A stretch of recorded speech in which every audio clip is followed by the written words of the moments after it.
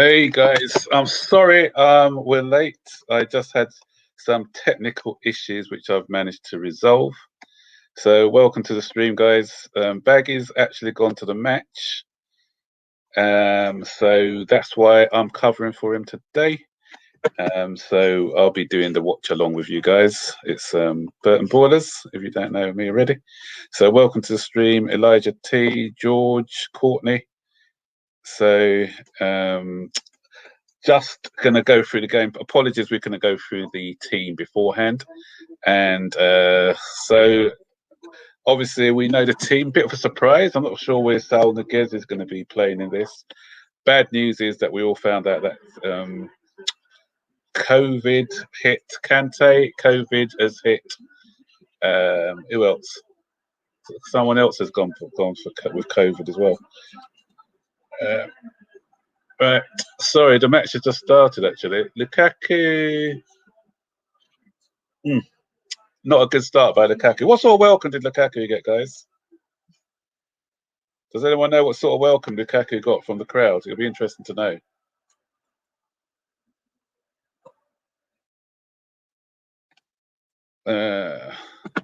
So put in the chat what you think of the team, guys. Anyone put in the chat what you think about the team. Are you happy with the team? The Kovačić, not sure why Kovačić isn't playing.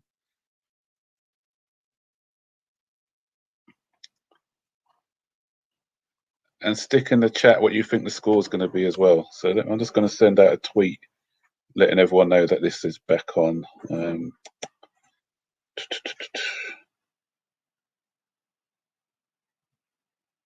Evening, guys. Evening, Luke.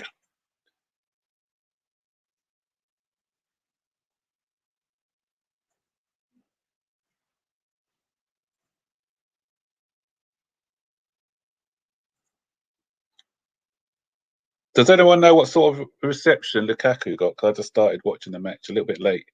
So I don't know if he received a good reception or a bad one.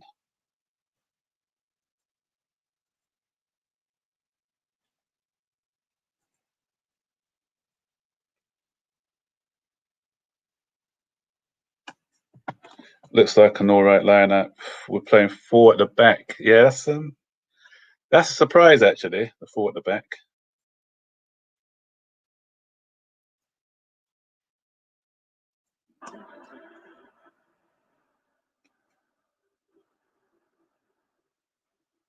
Alonso getting booed as normal from the Tottenham fans. It's getting boring now.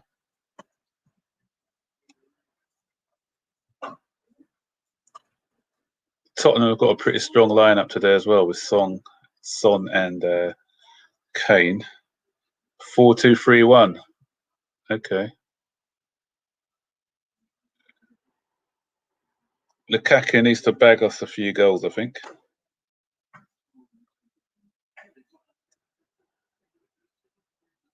Yeah, so is everyone know the lineup? Just going to say the lineup. Yeah, 4-2-3-1 it looks like. With Lukaku, the lone striker. Havertz is just behind him. Mount and Ziyech. Saul Niguez and Jorginho. Then Alonso, Rudiger, Sarr and Azpilicueta. And then we've got Arrizabalaga in goal.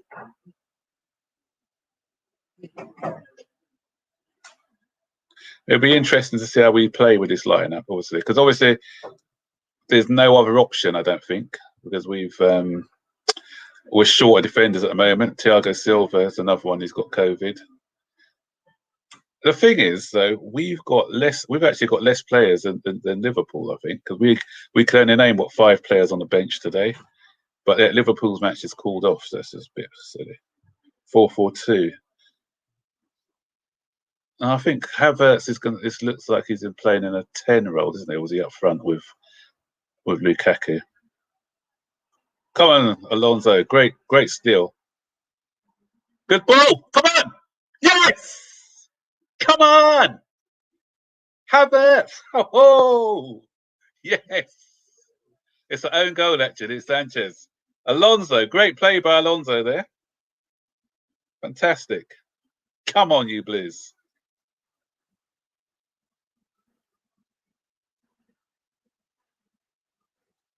That was poor defending by Tottenham. Was it Nganga? But brilliant play by Alonso. Decent ball as well. That was that. They got to give that goal to Havertz. They have to give it to Havertz. They have to give that. The ball was going in. It was going in. It wasn't their own goal. That's Havertz's goal. That's Havertz's goal. That's got to be. Zane?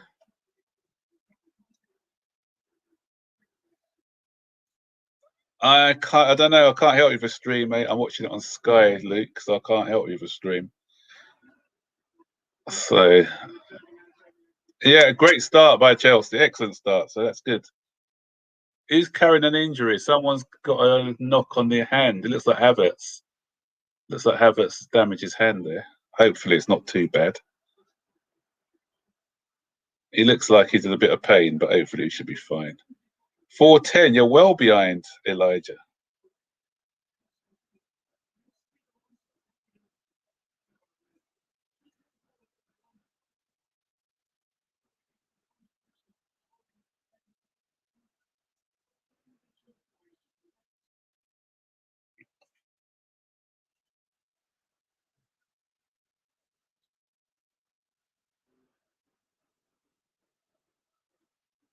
Sorry, just send the message. So yeah, Mo's at the game, everyone. If anyone's looking for Mo, that's why you're seeing my face here and not Mo's face, because Mo managed to get some tickets last minute for the game.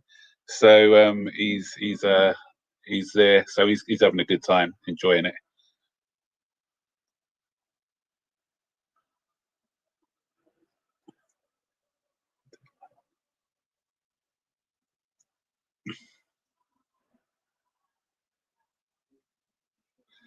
Yeah, good start by Chelsea, actually. A very good start. I think we may be surprised in Tottenham by going with a 4 at the back, because they probably were expecting us to line up with a 3. So great tactical adjustment by our manager, going 4 at the back. Obviously, I know it's difficult because we haven't got the personnel, but you know what?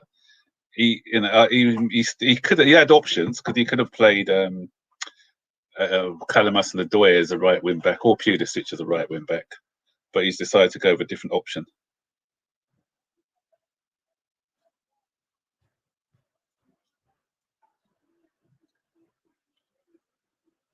Where's the face cam?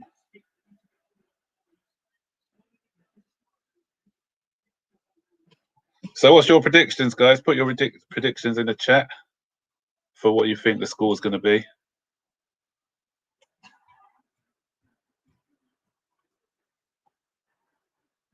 Actually, let me set something up with the score so you guys can see what the score is as well.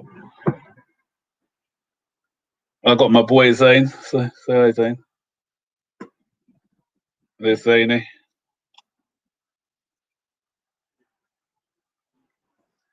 Okay, Luke, I'll be your commentator. Anyone else not got the stream, or Chelsea boys saying 1-1? So Tottenham are on the attack at the moment. And it's offside. It's offside. They're playing Doherty today for some. I don't know why. So there's no Reguilon today. They're playing Doherty, and I think they got Emerson Royal in there as well. Let me just do something on the banners. Actually, let me just see if I can put a score up.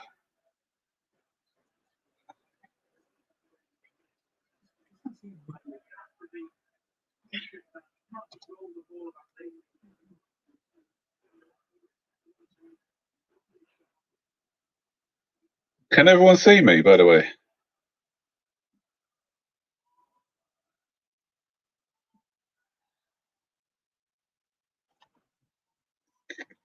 Can everyone see me on the screen? On the screen?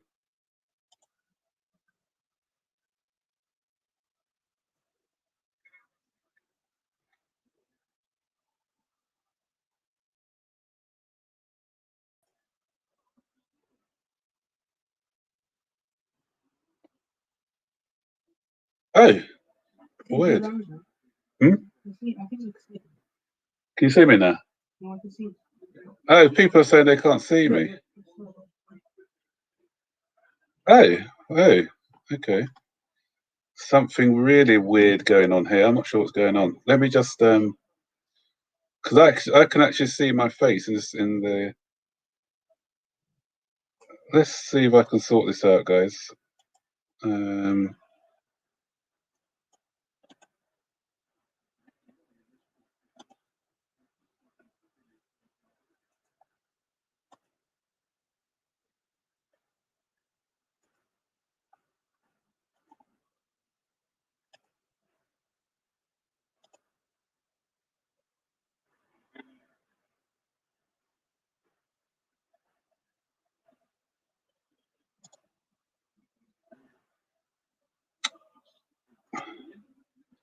All right, is that better? Can you see me now? Can anyone see me at the moment? Oh, you can see me now. I'm not sure what happened there. Not sure.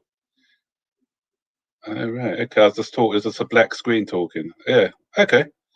I didn't do anything different. That's weird because I just came out and came in again, and it's fine.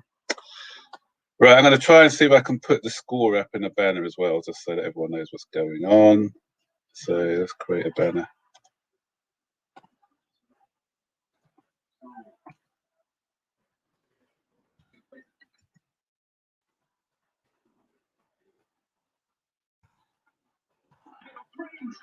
Oh! Havertz nearly made it 2 there. There you go, guys. That's good to see. Tottenham, Chelsea 1, Tottenham 0.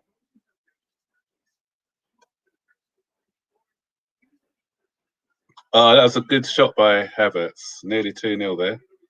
Great ball by, was it Azpilicueta? Tottenham's defence looks all over the shop at the minute. Not very good defending by Tottenham.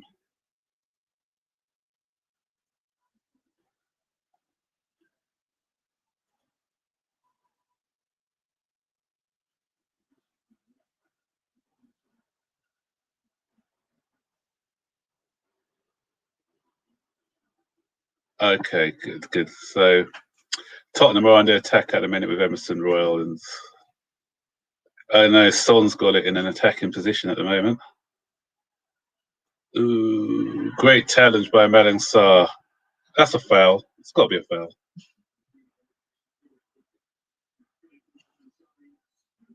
I want it to be at least 2 or 3-0 today, actually, because we need to win at least by 2 or 3-0, I think, because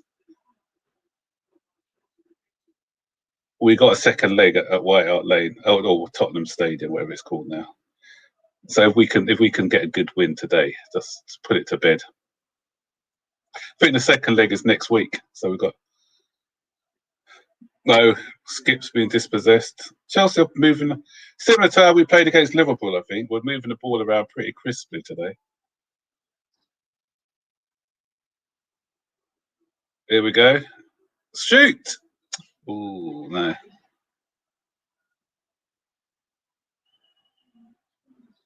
Zay, what do you think the score's going to be? 3-0, okay.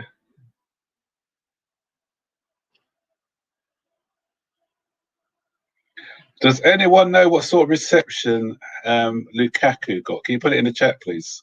Because I was trying to sort out this stream, so I'm not sure. Did he get booed, or was it a good reception for Lukaku? If anyone knows, just let me know in the chat.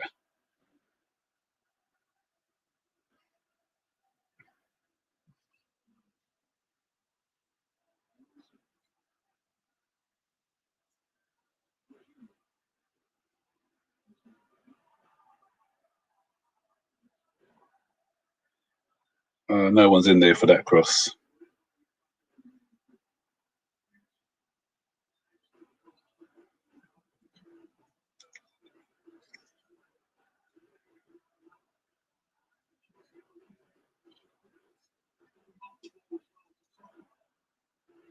Yeah.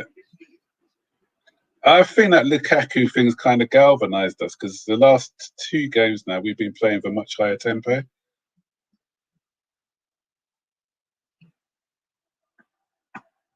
Is Rudiger playing? It's interesting. Is he playing in the centre? And Malang Sarr left, or is Malang Sarr playing in the centre? It's a back 4, isn't it? So Yeah. Oh, Mount.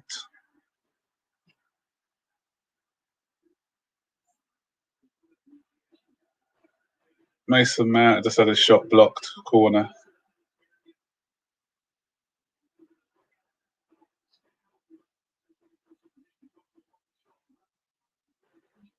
Apparently, 5 clubs are after Sarr. So yeah, there's quite a few people who want him. So with the way we won't get rid of him without a replacement because our defenders are dropping like flies at the minute. So we need a full squad.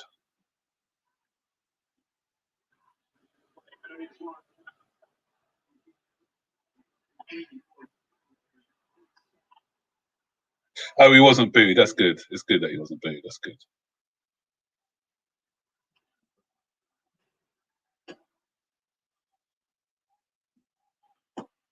Yeah, this is a better formation in just behind. I think Havertz just behind Lukaku's a better formation. It's working quite well at the moment.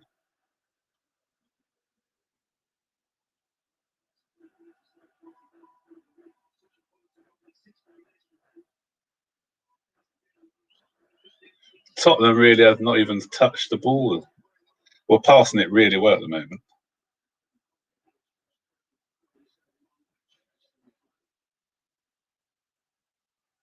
Havertz he's had a good start. I think he's been all over the pitch.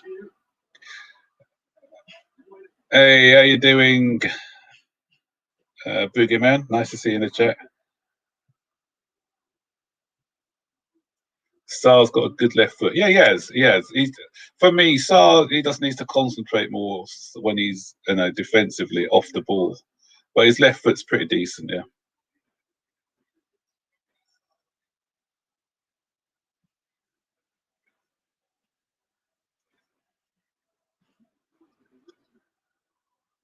Go on, Matt. You've got lots of space to run into there.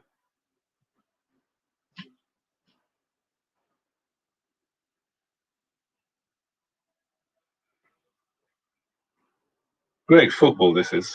Knocking it around really well. Oh, Ziyech. Yes. Decent attempt by Ziyech. We're pinging the ball around really well, though. It's good to see. Nice one-touch passing around the box. Oh.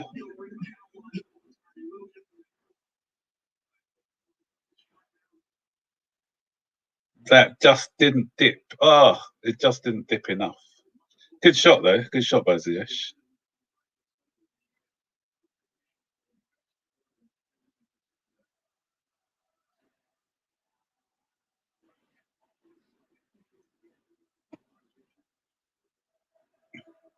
I'm glad that Ziyech is playing today, actually, because he looks quite fresh.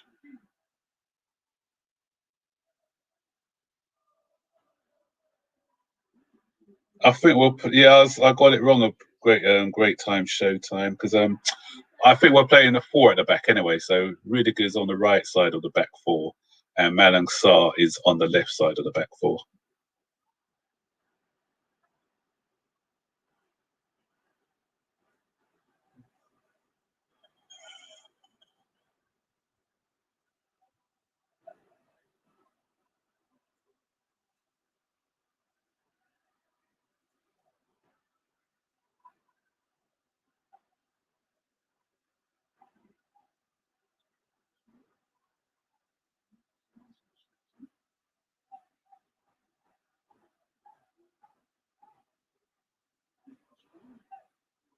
We've kept Tottenham quiet so far. I don't want to jinx anything, but they haven't really had any opportunities as yet.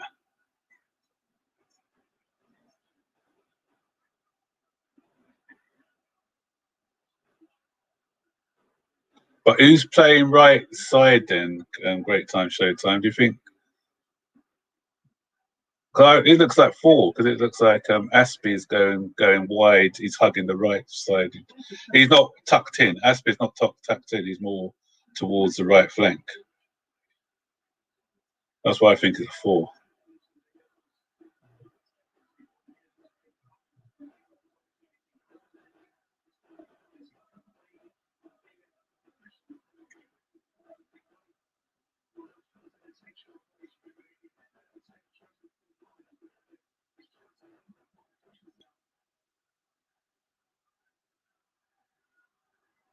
Ooh,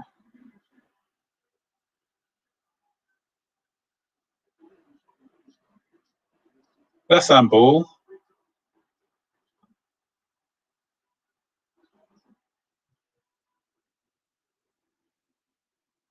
I don't think Ziyech is more towards the right, but I don't think he's playing right wing back. He's playing more midfield.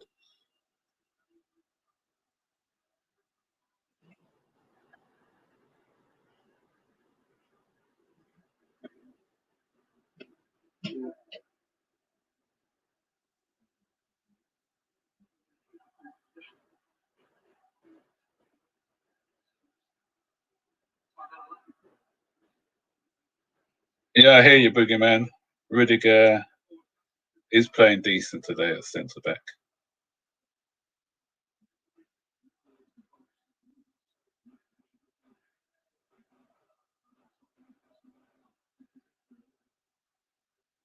But it's early days. It's early days, Boogeyman.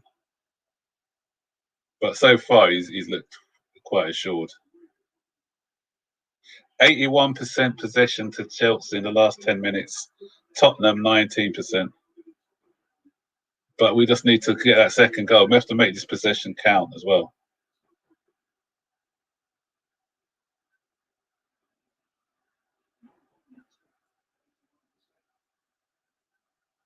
Yeah, I hear that. I saw that Elijah COVID for Kante. Has Kante had it before? I'm sure he's had it before. Yeah, I think this is Thiago's first time. But it was the Omicron variant. He shouldn't be too bad, hopefully. And it's a good job that we play Chesterfield, so they'll just miss a Chesterfield match. They should be back for the Man City game, I think. But I think the quarantine now is down to 7 days, so hopefully they recover soon and be back for the Tottenham for the Man City game. We need those two definitely for Man City.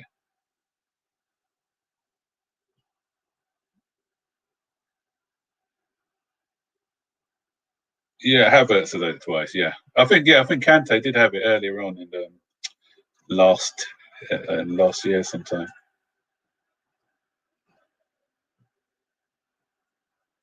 Decent ball. Got a bit too much pace on it.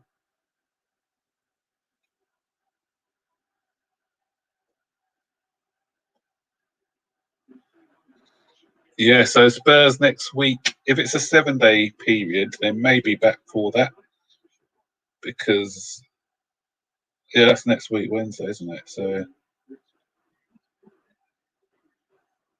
yeah, so it all depends how quickly they recover from it.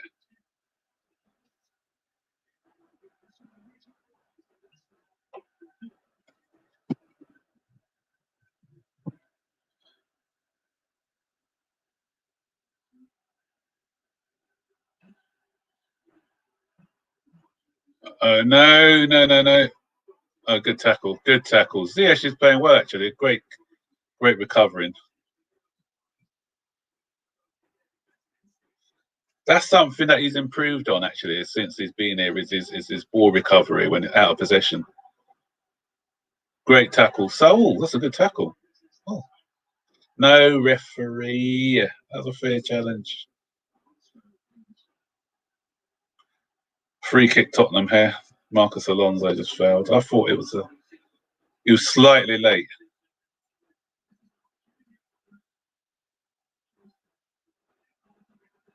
Yeah, he's getting a bit of form now on Elijah, so he's definitely.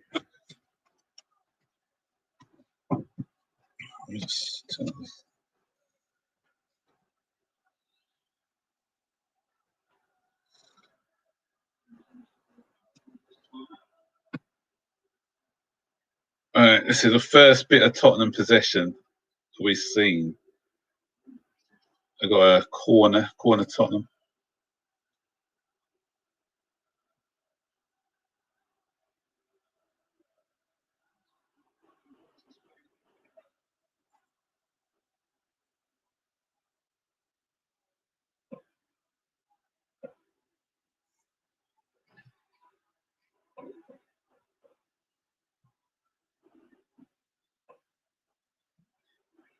Come on, get rid, clear. Pass. Oh, great ball. We've got a breakaway coming.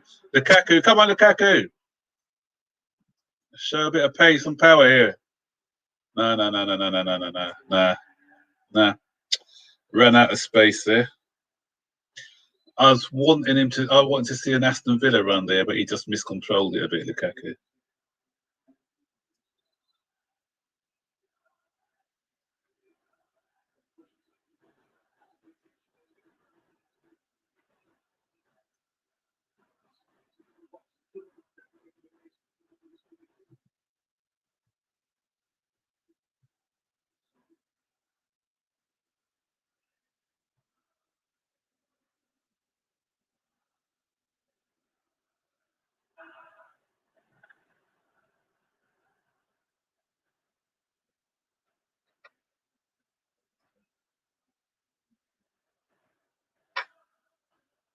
I need to go back to the bridge. I'm missing the atmosphere. I think I'll try and go back at some point this season.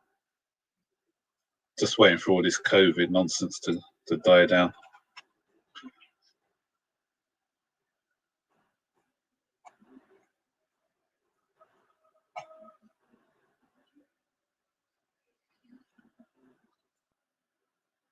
Tottenham are going to have a spell at some point, but let's hope that they don't do anything with when they do, because they haven't really been in the game as such. Not Kepa hasn't been bothered at all. He hasn't had a shot.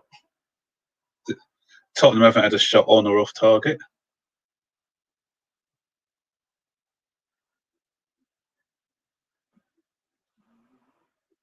Good touch. Ah, good football. Good ball, Havertz.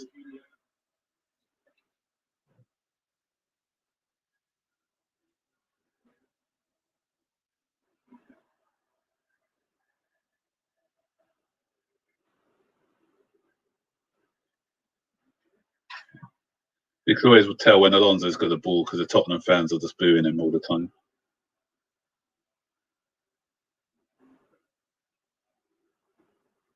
Let's hope he always scores. Let's hope he scores a banger against Tottenham like he always does. Poor control there by Alonso.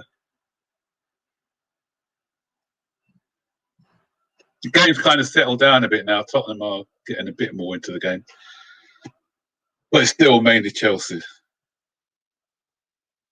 The passing isn't as crisp as it was earlier on, but we're still controlling the game.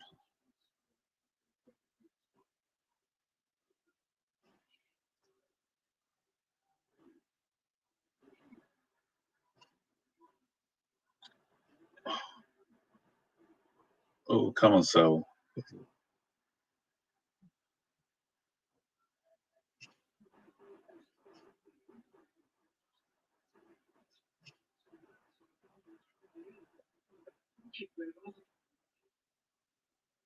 That's the presence of Lukaku. He's just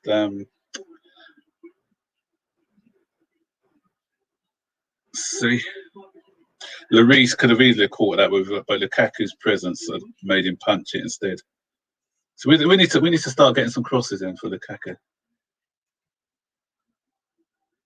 Lloris looks a bit nervous today, doesn't he, Zane?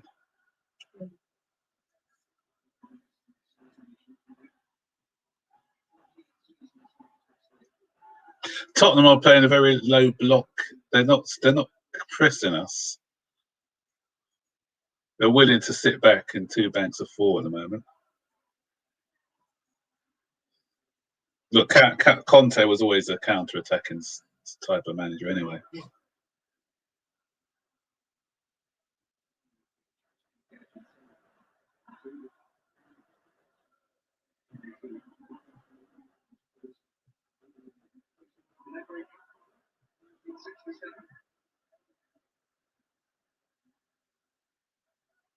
Wide. That's it. Go on, Ziyech. Havertz, sorry. Right, good cross, Ziyech. Good cross. Come on. No.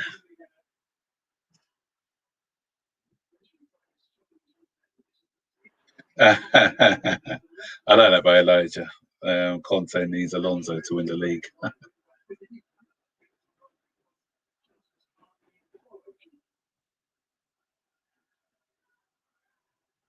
You should get Victor Moses back to play for Tottenham as well, I think.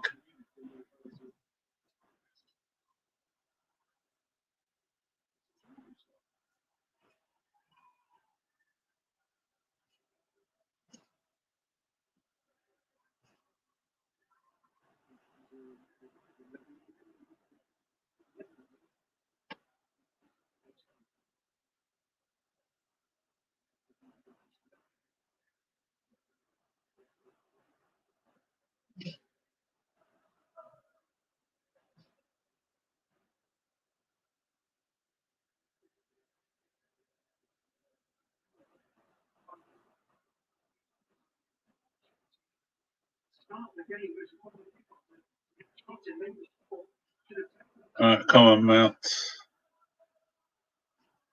Havertz is kind of playing out wider today.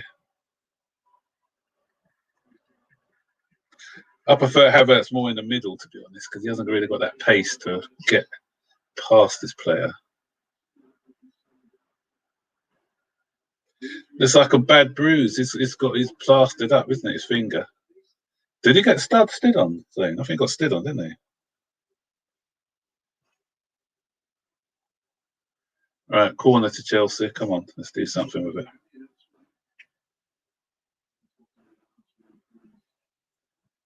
Ziyech taking it. Oh, come on, really good. Oh, side netting.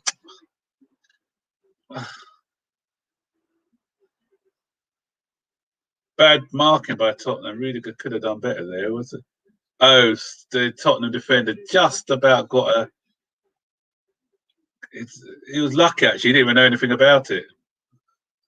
Tunganga. It just hit him. Otherwise, Rudiger would have had a tap in. Another corner, anyway.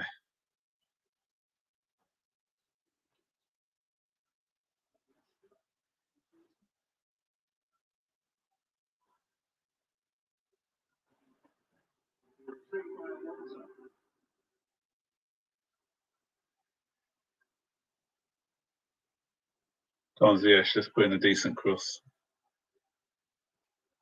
Oh, well played. Yeah, that's it. Elijah, I kind of agree with you about two. Nowadays, when there's so much football going on, we don't really need a two-legged affair anymore in the League Cup. I think it should just be one leg.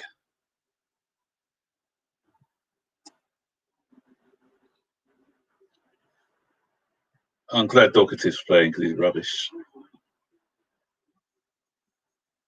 Great control, Lukaku. Oh, he's done him for pay. Oh, good recovery tackle. But Lukaku's won it back. That's a free kick. Good battling there.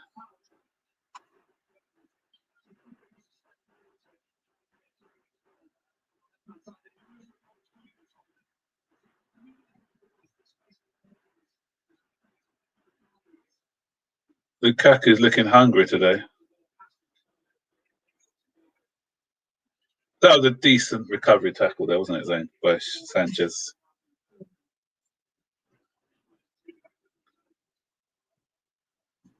He's taking that. Ziyech.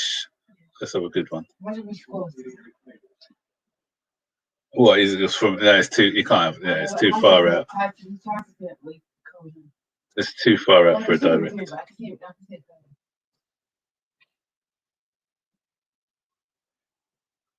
Oh, another goal! Thanks, Davis. I told you. It's Tottenham 2, Chelsea 0. Yeah, Tottenham 2, Chelsea 0. Because they scored 2 own goals. So. Zane called it. Zane called it. Zane called it. Well done, Zane. What? How do I update this swing now? Edit it. So, what a terrible header. Good for us, though.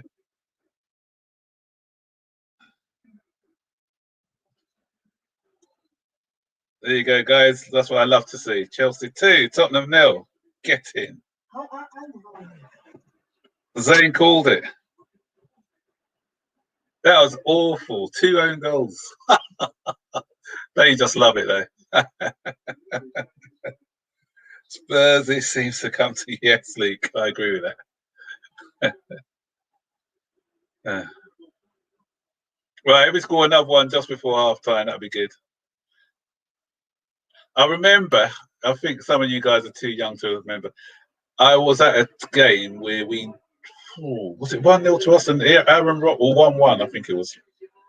Aaron Robben was playing for us and he got fouled. He should have gone down. It was a penalty, but he didn't. Stayed on his feet, didn't get the penalty, and I think they beat us 4 or 5-1 in the second leg. That was painful. Yeah, it should have been given to Havertz because it was going in anyway. Yeah, so yeah, it was actually going in the net. So yeah.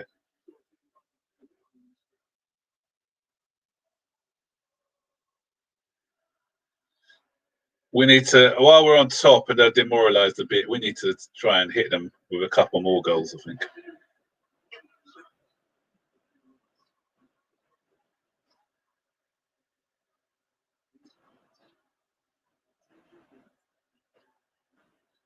Oh, great play, Mal. Good touch. Oh, Havertz. This is lovely football.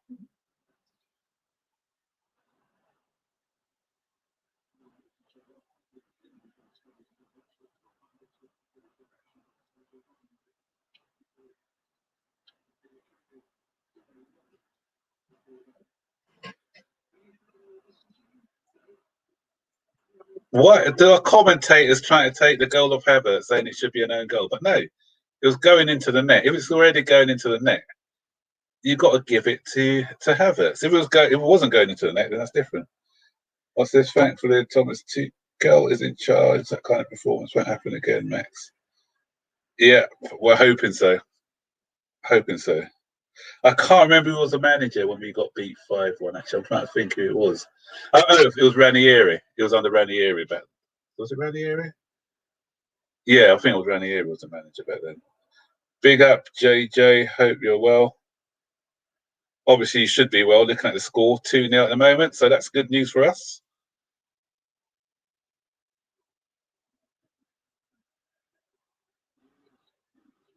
I think Ziyech has been my standout player this half. I think he's been pretty decent.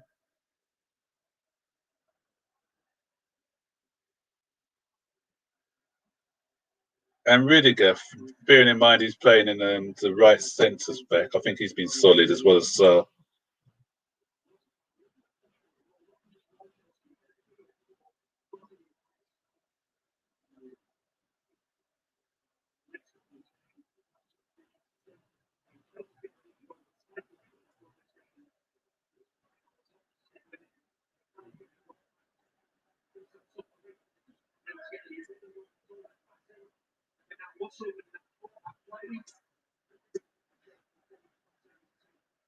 Conte was right, isn't he? This Tottenham team does need a lot of work. I don't want to speak too soon, but this first half they haven't been great. But there's always the second half. They can't be any worse than they have in the first half. They haven't really put 3 passes together. Again, giving the ball away, which is good news for us. But whenever Kane and Son are on the pitch, you just have to stay concentrated for the 90 minutes.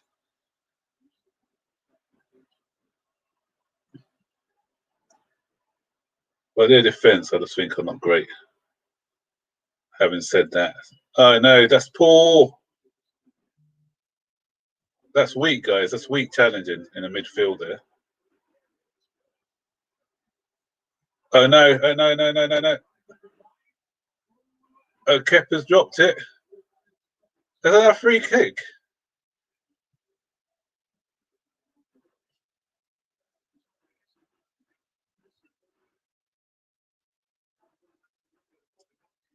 Yeah, he led with his arm. He couldn't do. Is he a VAR? I'm not sure there's VAR in this. This guy, he's led with his arm. It's got to be a foul. And he handballed it as well. But yeah, you know what? The referee didn't even see that, I don't think.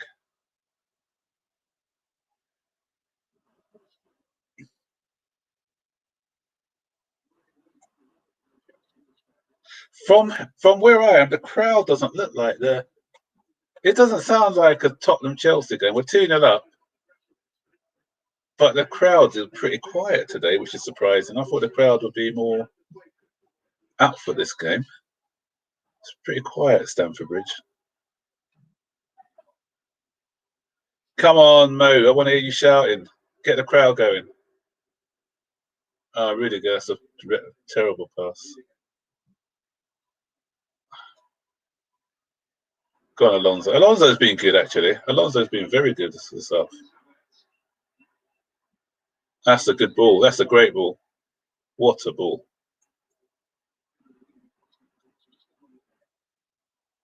Oh! Oh! Come on, Lukaku. Should have scored.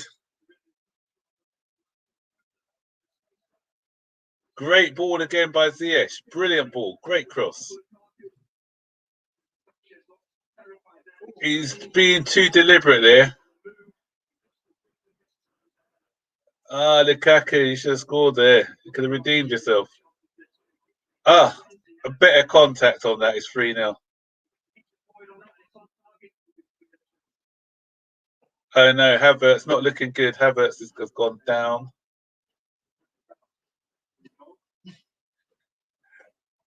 Oh, Werner may be coming on. I didn't even know he was on the bench. I didn't see that he was on the bench. It looks like Werner's coming on because Havertz looks like he's injured.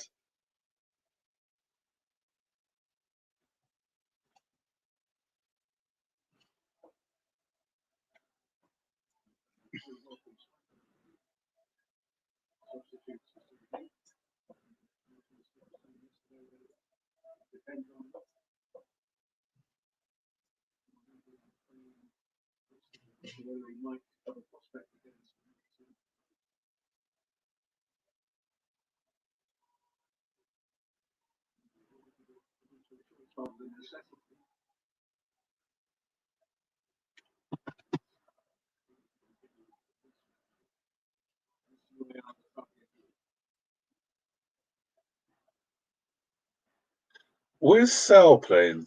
Not being disrespectful, but he hasn't really. Oh, great turn! Oh, that's a foul. Great turn, Mason Mount. That should be brilliant. Johan Cruyff turn there by Mason Mount. Look at that. Oh, he's done him. He's done him. That's a yellow card. These guys grabbing hold of his shirt. Come on, referee. Not a word. You should book him. We're on the counter there. Cheating Tottenham as usual.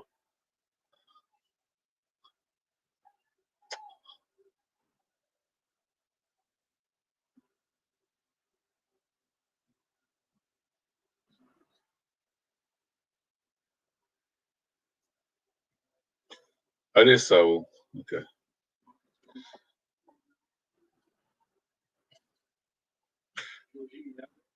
Tottenham are giving us a lot of time on the ball there, to be fair. They're not really pressing us at all.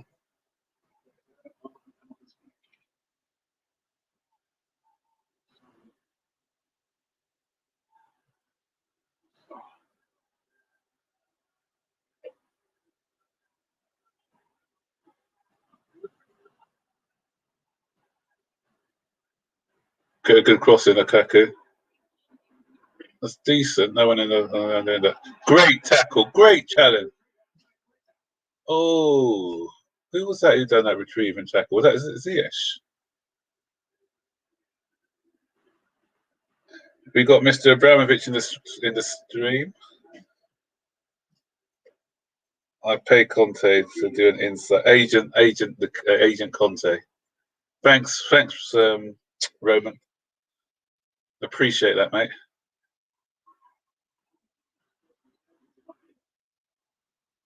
Oh, we already hired Jose Mourinho to destroy Manchester United and Tottenham, and he did a good job with that. So let's hope that you're paying Conte enough so that he can do a similar job with Tottenham.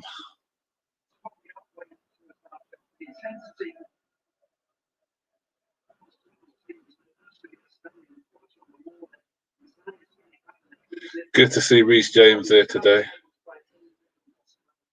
Hopefully he'll be back. 3 weeks out?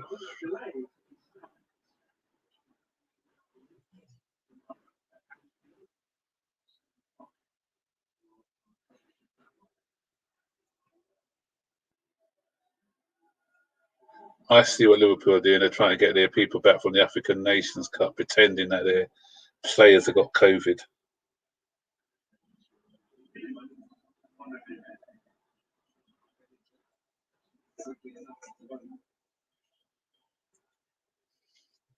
Conte does not look happy at all. He's thinking, what have I done? Why have I joined this rubbish club?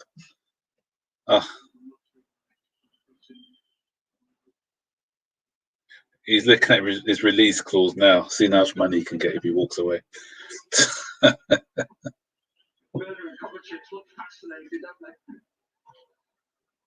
Can't play the first time. First time I bet.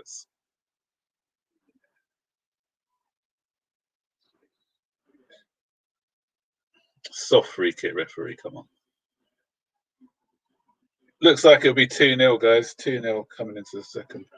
Oh, hold on a minute. Hold on. I'm speaking too soon. Handball, ref. He handled it. Oh, well played, Sar. Great tackle, Sar. That's it, guys. Half time. So we're going in at 2-0 at half time, which is great. Excellent start for Chelsea. So let's hope we can continue this.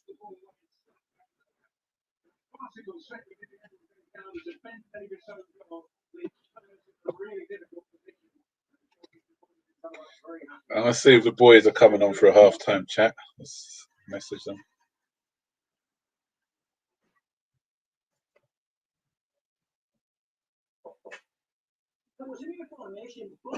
While the boys are coming on, guys, I'm going to show you something that Baggy sent from the game. Or Mo, sorry. Sol's played okay, Luke. He's been decent. He's been decent, but Tottenham have been giving us a lot of time and space to operate, so he's not being hassled or tracked down. So he's had a lot of room. So he's done okay there. And you can see that, guys. So you can see it.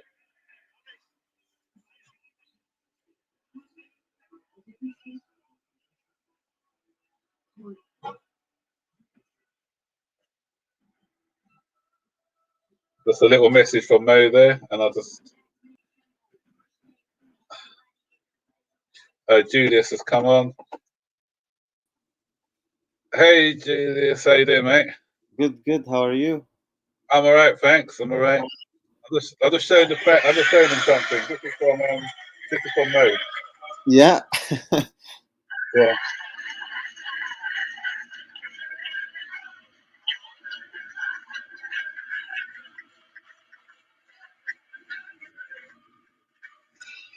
There you go. That's the message from What Mo. stand is this one? Say again. What stand is Mo at? Can you tell? He didn't. Let's have a look. Okay, it looks like he's in the. I think he's in the East End. Yeah, I think he's in the East End. I see. It's either the East or West, depending on what position he's in, but it's either the East or West End. Yeah. So, guys, what do you think of the first half? Beautiful game, man. So I have no. Hold on, let Julius was talking first. So, yeah, what are you saying, Julius? Yeah, no, absolute domination. Amazing performance. They couldn't do anything. And also, I want to say I'm very happy with Malang Sarr today. He's been fantastic. He's been brilliant today, I think. Yeah. He's been good. Yeah. So, Boogeyman, any complaints, or are you happy? You're mute. You're mute at the minute. No, yeah, I have no complaint. Listen, I was going to talk about Malang Sarr because for some reason we haven't seen him playing against with Rudiger or Aspi at the back, where there's people that can actually control, or when there is a pressure, he can pass the ball to them. But he has been playing with a youngster too, so we kind of complain about his composure on the ball. But today, I just feel like we have the Rudiger we were looking for. I don't even think we need to sign too much this season. Malang Sarr stays. If he can be that calm and be that strong, I think I'm happy with him. The other thing I noticed is Lukaku and Havertz. Listen, people say they cannot play together, but what I saw today is just the fact that the defender don't know if they have to be physical or they have to be tactical. Because Havertz, you have to be tactical with Havertz, but physical with Lukaku, you don't even know what's going to happen. So they have a hard time in that defense. They don't know how to handle both at the same time. And I like the fact that Mount is a little in the midfield and let Lukaku and Havertz go up front, and then just to beat the first start. Let's say when we were in transition, we lost the ball with Tottenham. Mount is there to just break the counter, put some pressure on that counter. So I love it. I just love it. And Saul, man, listen, he hasn't done anything wrong. I'm happy with it also. Yeah, I was saying, but with Saul, I think because Tottenham haven't been pressing us, have they? That's why I think because he's had a lot of time in the midfield to pass the ball around. So yeah, so hopefully second half they don't come at us a bit stronger, because after that first half, because Tottenham, as well as we've been, Tottenham have been poor. So we know what Conte is like as a manager. He's going to go in there, try and galvanise them and get them out for the second half. But this thing about Sweet Dukes is asking about the formation. I think we've gone 4 at the back today, haven't we? We're not playing the 5. 4-2-3-1. Yeah. 4-2-3-1. That's the formation. Yeah, that's what we've gone with. Because it is 4. It's not 4. It's 4 at the back. Yeah, 4. Because if you look, Aspi is wider, so he's playing more for right back role because he's not tucked in in a free, is he? He's playing wider. And so if you look, it's Rudiger on the right side centre back, and then Madan Sarr the left centre back, and then we've gone 3 in the middle. And I can see if Spurs are going to try to press us, if we can still control the game, I could see them conceding another goal or 2. I still sense Lukaku has a goal in him in this game. Well, it's going to be an interesting game, but today we see why we are European champions. We have been unlucky in the injuries we've had. I'm starting to be happy with Alonso. It seems like his confidence is growing and he's looking decent. He's had a good game today. Yeah, he's not been amazing, but he's not doing mistakes. If he can keep up this performance consistently, we should be in good hands. So and Ziyech as well. I thought Ziyech has been brilliant first half. His crossing he's been my man. A bit more consistent though. His crossing. Exactly. My problem with Ziyech is, I think we know him, or we thought he's one of those guys that will cross the ball with at least 90-something% of precision. But then every time he crossed those balls, I mean, the last one for Lukaku was okay, was a good one. Lukaku has to hit the target with that one. But after that, most of his crosses were not just like average crosses, and I'm not happy with Lukaku properly, to be honest. Sometimes he overhits it. Sometimes he needs to be more precise with his crossing. Yeah. I thought every time the ball is with him and he's trying to cross, I was expecting something beautiful or something with some percentage in 90-something%, but no, it's not. Overall, very good. Overall, very good. We're not picking a little bit, but. And when I see a game like this, my frustration is with all the injuries and COVID cases. If it were not because of, we probably going head to head with Manchester City right now. Like, look at the game. That's the thing. We don't have N'Golo Kante is not around, Kovacic is not around, and Mendy is not around. But we managed Tottenham. Tottenham been winning games for how many weeks or how many days now? That's it. They're unbeaten at the moment, aren't they? Under Conte at the moment. And Harry Kane was on that field. Harry Kane is playing, but we don't even see him. Son's been quiet. We've kept all 3 of the attackers quiet. So yeah, definitely. But what was I going to say? What do you think about that Lukaku chance? He should have put it away, shouldn't he? Look, my issue with Lukaku when it comes to those chances, maybe he's unlucky also. The thing is, if you look at the entire game, there's so many opportunity for our either wing back or winger to cross the ball. He kept calling for the ball, cross it. You can see him call, but for your teammate to trust and crossing, you have to start burying those ones faster.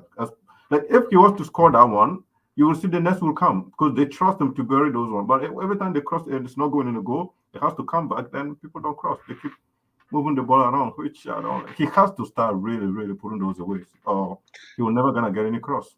Yeah, talking about Lukaku, because I was trying to sort out this stream. I was having issues sorting that. But what was his reception like? Because I missed the very when they called his name. What was it like? What was his reception? Was there any booing, or was it okay? I didn't see it. No booing at all. It was good reception. Oh, that's good. That's good. Yeah. I told you that Chelsea in general tend to be gentlemen. That's something I hate. We know dirty. I mean, for what I know, since I've been supporting Chelsea, maybe Max will say back in the day, Chelsea boo their own players, but I just have never seen anything like that before. So the Chelsea on that goes to the stadium are usually different than the ones you see on Twitter. Like it's a different attitude. The only ones I saw were booed were there's a guy called Jokanovic, the one who used to manage Fulham back then, when he came in under Ranieri as a midfielder, and he was more of a kind of limited midfielder, but he used to do a job, but he wasn't extravagant. He just used to play the ball simple and things like that. So the fans, whenever his name was called, they used to boo him. Yeah, but I just hated it because I don't like when people get booed. I just think it's counterproductive, to be honest. And then when Rafa Benitez came as our manager, his reception wasn't great. Yeah, I remember under Sarri, some of the fans turned against Sarri for a bit. Why? I can't remember why. Yeah. No, because of the football was kind of the same. Remember, he was playing the same formation, making the same sort of substitutes, and the fans were winning them. I remember that one. Well, everybody. Yeah. So that was quite recent. Yeah, that was quite recent. 72% possession and then 1-0. Just again 1-0. Just what is this, man? Yeah. I remember that one. No, so far I'm happy, man. What I saw today, Malansa is the key. He's the one that surprised me today. And my question to you guys is: are we still worried about centre back? Do we need to go in the market for the centre back? It's about consistency, though, isn't it? So he's playing well today. So if he can put in some consistent performances, then he's still young. He's got room for improvement. But you made a good point though, Boogerman, when you said I think the other times he's played, he hasn't played with Rudiger, he hasn't played with someone experienced next to him. No. So with Rudiger there, he can guide him through the game. Because what my worry for him sometimes was his positioning and lack of concentration. But if Rudiger's there talking to him, getting him to drop back into the spaces when he's drifting, or telling him where to go positionally, then because he's got the attributes. He's aggressive in the tackle. He's got a good left foot. So as I said, he just needs that awareness. But as I said, that will come with experience. We have to see second half still yet as well. We have to see consistency. Exactly. Yeah, he's had a good half, but let's see how he plays over the full 90.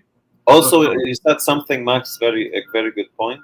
We haven't been pressed, so it's going to be interesting to see how some players react if they decide to press us. Yeah, can you remember when we played against Tottenham? We lost. It was 1-0 1-1 last year when we got knocked out on penalties, wasn't it? Yeah, 1-1. Remember the first half? The first half was similar. They weren't doing anything. Then Jose got them playing higher up the pitch, pressing us, and that's when they got back into the game. Yeah. So we just need to, if we keep them quiet for the first 15-20 minutes, and see what they've got, and then if we score a third, it's over. I think they won't come back. And also, we play at their stadium next, right? As well. Yeah. So let's bury this game so we don't have to push hard next game as well. Yeah, exactly. Yeah, I don't see them scoring 3 goals on us, but we need to keep clean sheet here. Yeah, but there's no more away goal rule as well, so it doesn't. In this, they've scrapped that. So if it's two, I don't think it's ever been in this competition. I think they've scrapped it from Europe as well. But so if we if they 2-0, if they score 1 at home, if we finish 2-0 and they just score 1 at their ground, the crowd on their side, then it's still the tie is still not over. I'll be happy with a 3-0. I can't see them scoring We'll see. And what's that thing about Liverpool game being postponed because the coach? When did I have a coach? They have player to play, right? I don't. What's the rules? The club is a crybaby. That's why. You know what? I don't understand that, because if you seen our bench, we couldn't even name a full quota on the bench today. And I heard that Liverpool had 16 players who were available. And let's face it, they don't play their first team in this competition anyway, do they? They play a lot of their youngsters. And I bet half those youngsters who played in previous rounds would have been fit enough to play in this match. The main one is their goalkeeper apparently tested as positive. So, but they still have Karius. They have 4 goalkeepers in that squad. So it's not anyone's fault if you don't want to play Karius. We had nobody at some point as well to play. Exactly. And the thing is, they've got 2 players who are gone to the African Nations Cup. So that's got nothing to do. That shouldn't take into account of the squad, because they knew those 2 players were going anyway. So, I don't think that should. I think they've probably included those 2 as missing from the squad, which has made their squad weaker. I thought they just say the main coach and the assistant are COVID positive, so they have to postpone the game. That's the main reason, right? They said they had a couple of cases. They didn't mention it. Or the only one I heard named was a coach, and that was it. Yeah. Yeah, but still, there's still boogeyman. Every team is struggling. Some teams have injuries and cases. Some teams, I feel that the FA has not been consistent at all, and it's going to be one of those seasons where you look back and it's ruined because of these. I see what you're saying, but again, I feel like it's just we're not playing our card well, because it cannot be it just look too obvious that they're doing something against us, or we're not doing something.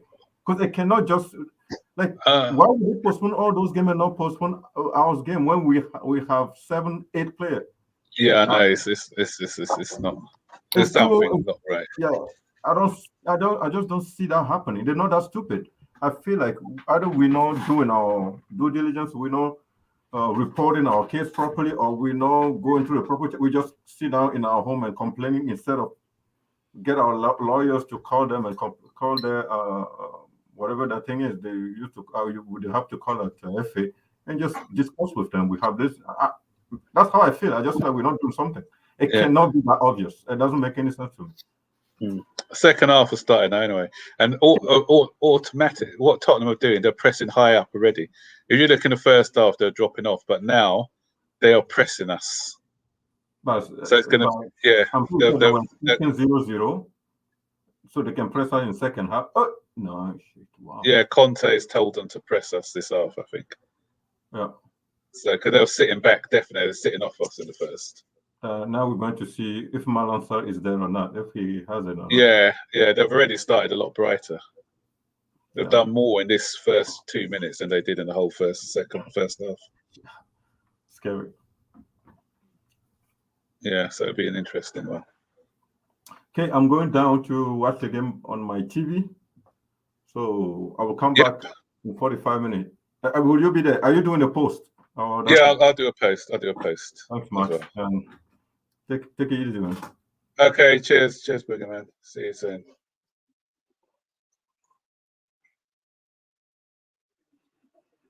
Are you watching it on a stream then, Julius, or are you watching it on TV? I'm watching it on a screen on my computer. Because I'm still working, and I don't have TV where I work. Right. I work from I have a small office at home. I don't have a TV there. Free kick now to Tottenham. That was Malang Sarr's first miss. Oh, he didn't need to do that. His Don Belli's come on. He's pushed him off the ball. Didn't have to do that. Yeah. This is dangerous now. Yeah, it's a free kick now. It's dangerous area. Harry Kane's behind it.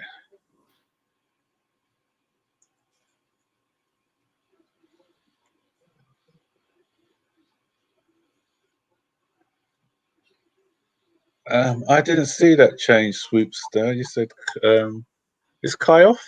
I didn't see it. Oh yeah, Werner's on. I can see Werner on. Yeah. Oh yeah. This is dangerous.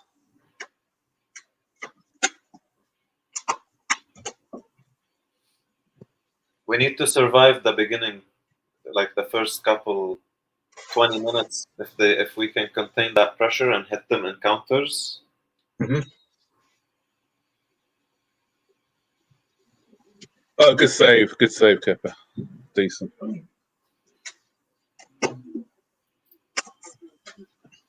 You know, I'm more. I think Kepa's done okay this season. He's done amazing. I think, yeah, I'm a lot more safer this season. I'm more, you know, before when he used to play, I used to get these vibes, but this season I just feel I don't feel scared when he's playing. He's coming. He's done a job. Me too. So I kind of think it was more of a confidence thing last season. Absolutely. But you know what? And I think you know what helped as well was the fact that that penalty shootout that we had, and when he won us the Super Cup, I think confidence-wise that helped him big time. He's the best. I think he's the best when it comes to penalties, man. He's amazing. Oh yeah. I love him ahead of. That's Thing's weak point. That's Mendy's weak point. Mm-hmm. But the weird thing is when Mendy first came. When I was doing like research on Mendy, because I didn't know a lot about him, they said that he had a 25% penalty save ratio, which I thought, okay, that's quite good. But then I can't see how he's done that because his penalty technique is awful. It is. The only save he's made was that time when Aguero missed up, and that's because he had already gone down. And when Aguero tried the Panenka thing, oh, I like that tackle from Saul. Yeah. Saul's playing. Yeah, as I said, he's done okay. Lukaku.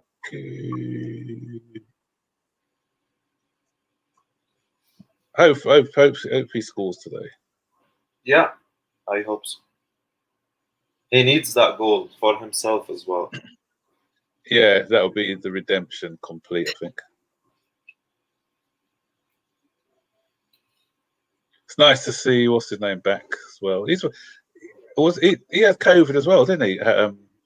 Werner, but I think he must have had it worse than the other guys because he was out for a lot longer than the rest of the guys.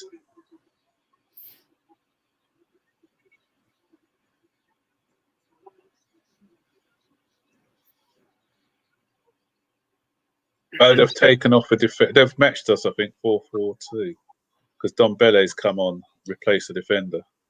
I see. Yeah.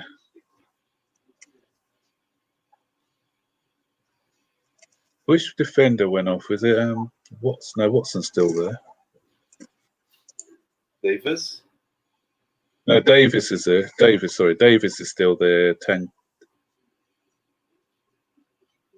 Tanganga's still there. Who's come off then? Sure.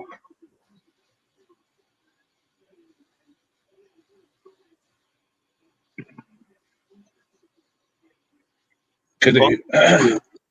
Will realize that he made Doherty's gone off. Doherty's gone off. Thanks, Luke. Yeah. Good evening, Billy Shears. Hello, you guys. How are you doing? Well.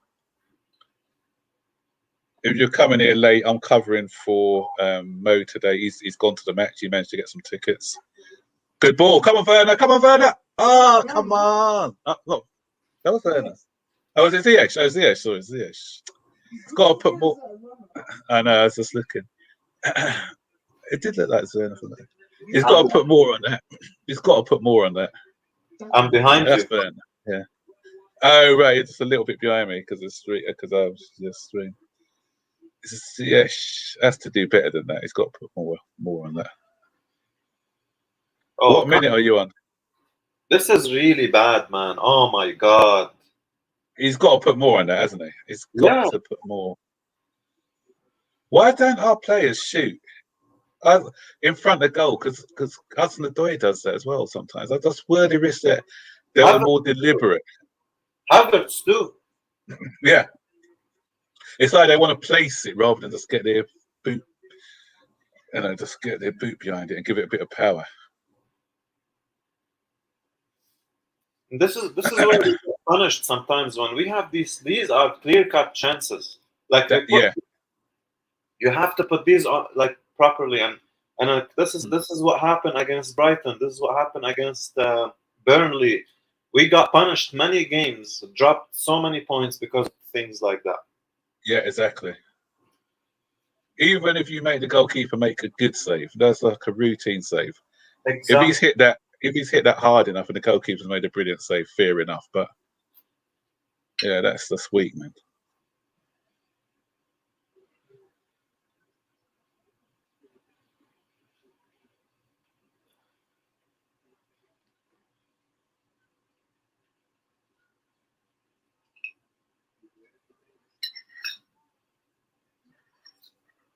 Good tackle.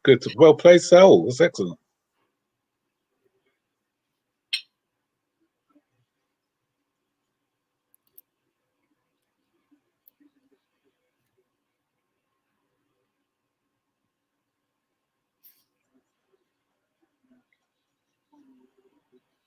Let me put the score back up, actually. I've got the...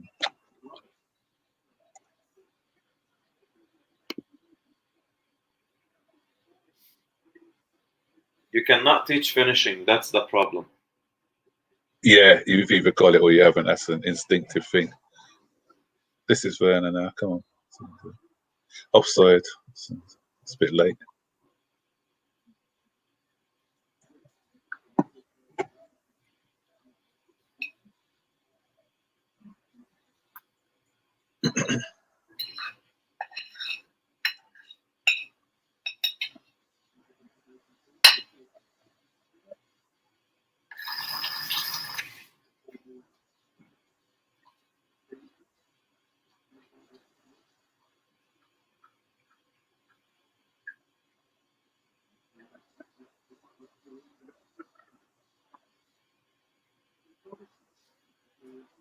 Good tackle. And we get a throw on. That's good.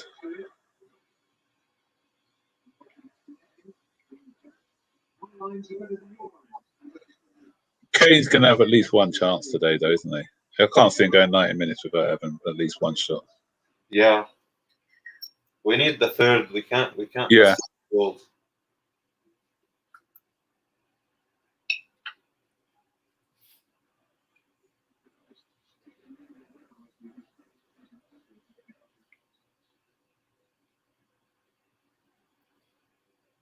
Is there VAR in the semis?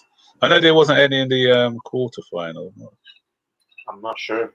I think there is, because I remember last season when Brentford played Tottenham, they had VAR for the Tottenham game, but not for the Brentford game. There was a lot of controversy around that.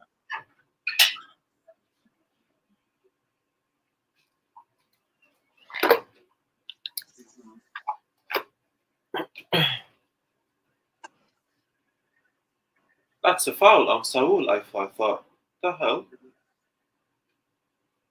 Yeah, way behind me. What, is it when he made that good tackle? Yeah. I thought he was pulled, by a Tottenham player, and nothing was given. But we've been solid. Midfield battle, we're winning it. We're winning 50-50 chances. Yeah. I thought... Oh, great. They're starting to grow into the game, Chelsea, again, the second half. So yeah, come on. Werner. Oh, you'll see in a minute.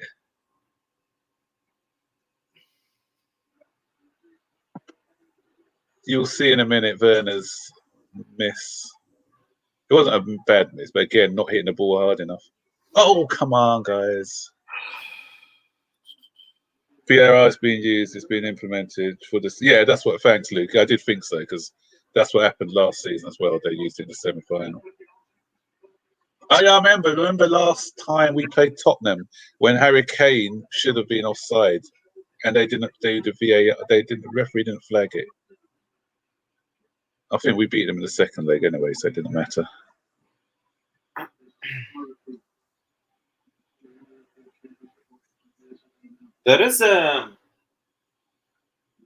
There is something psychological with so many players in Chelsea when it comes to shooting. I don't know what it is. They're so passive. they're reluctant. I don't know. Yeah. Yeah, it's just like they're trying to be very deliberate all the time. It's like they already think I'm gonna miss it before even taking the shot. Yeah. Again, it's like the lack of goals, I think, because goals brings you confidence. Because when you think 2 seasons now, and none of our front men have got double, apart from, was it Tammy Abraham under Frank Lampard when he got 15? Yeah. No one else, I think, has got double digits. It's been a while. We haven't felt we had a proper striker since Costa. Nope. At least with City, they figured out a way to score so many goals without a striker. But everyone finishes their chances. And with us, we create as many chances, we don't finish anything. Yeah, that's our issue. That is the problem. And it's not even, if it's just one player, you can understand. But as you said, it's a collective. It's most of them. Yeah. You know, you could say about Hudson-Odoi, you could say about Werner, Havertz, even Mason Mount as well sometimes. That's a handball.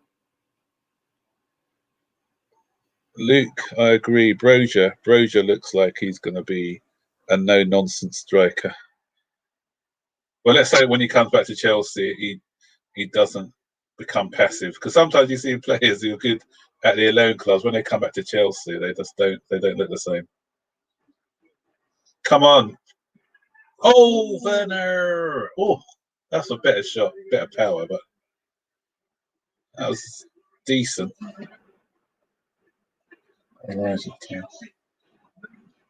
was decent by Werner.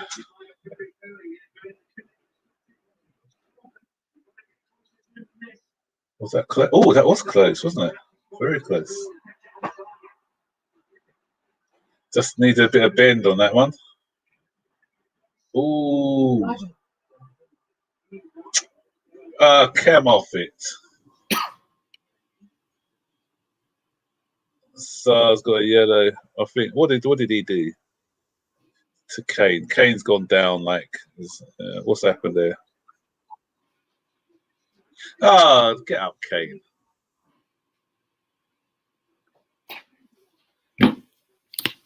That was so close, Werner. Wow. Yeah, it was close. Yeah, good shot.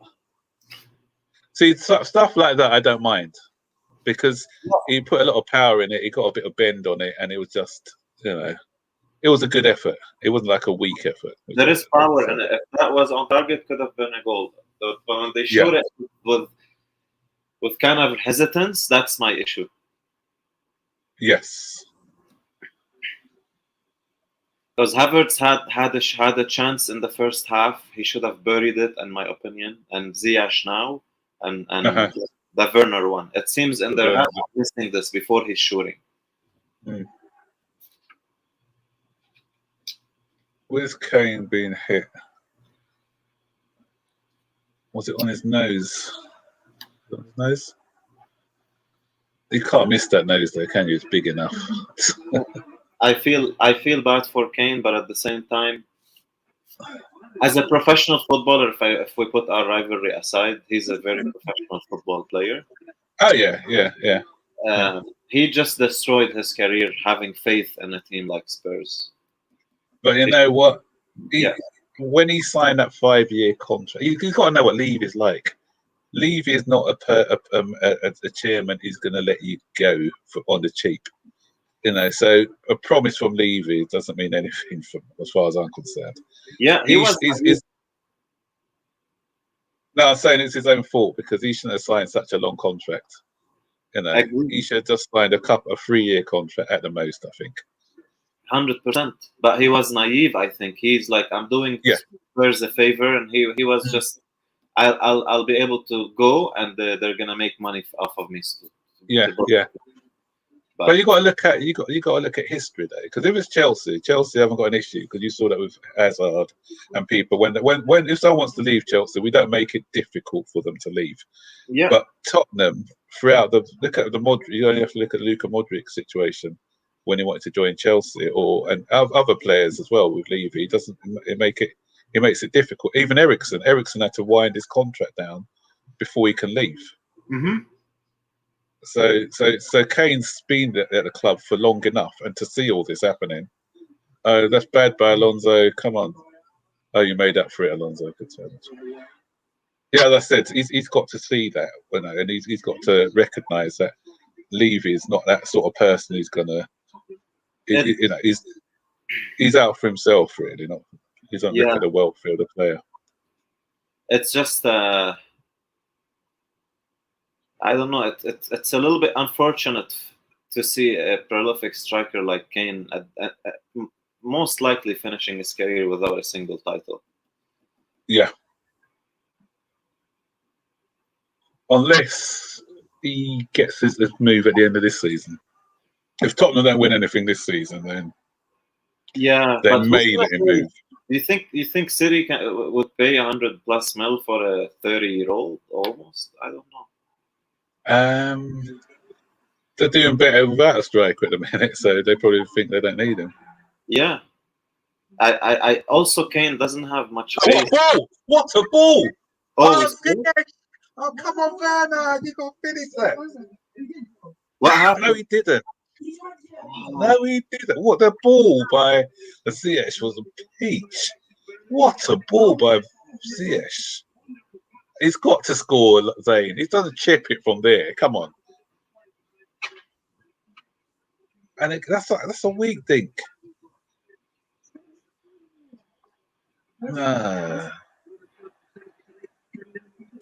Julius, you're going to be fuming in a minute. Oh, what a pass. Oh, my goodness. Come on. Oh, I'm sick of this, man. Yeah, that's what I'm saying. The ball was superb. Bro, like, you had the whole goal. What are you doing? Yeah, I know. That's what I'm saying.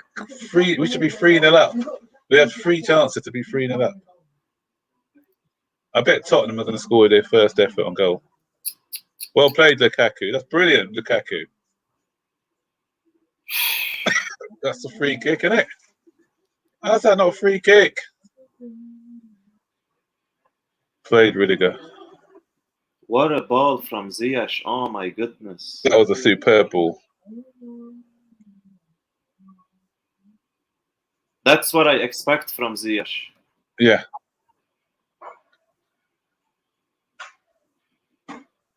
That's the sort of play that he used to do at Ajax. If that was Lukaku, that would have been a goal. I'll give him that. Yeah.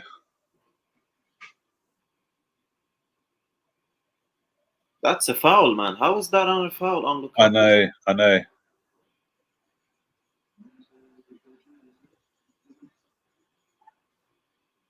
Oh, come on, referee.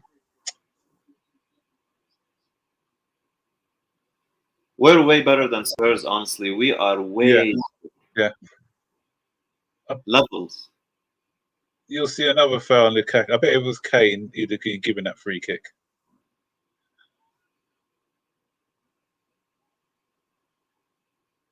You notice a lot of rival fans, because of that blip we had in December, not giving us enough respect. Hopefully this game and today and the game against Liverpool can remind them.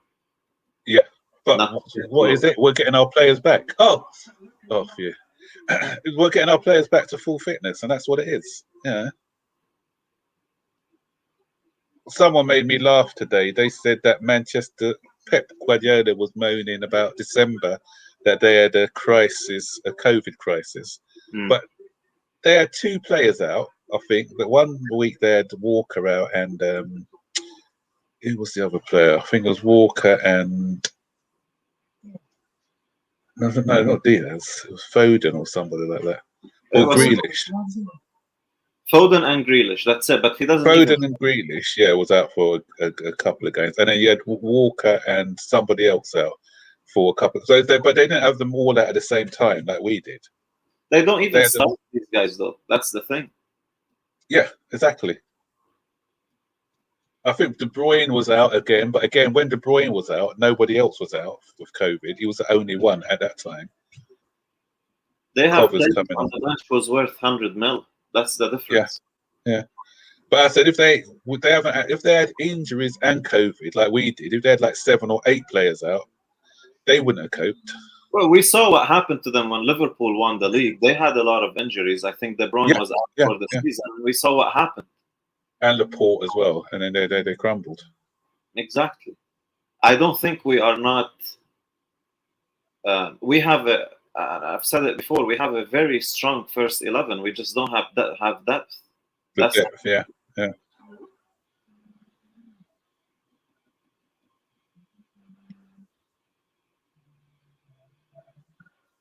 Liverpool fans talking about, they tell Chelsea fans, you guys don't know what it means to compete. You guys are not good enough still, blah, blah, blah.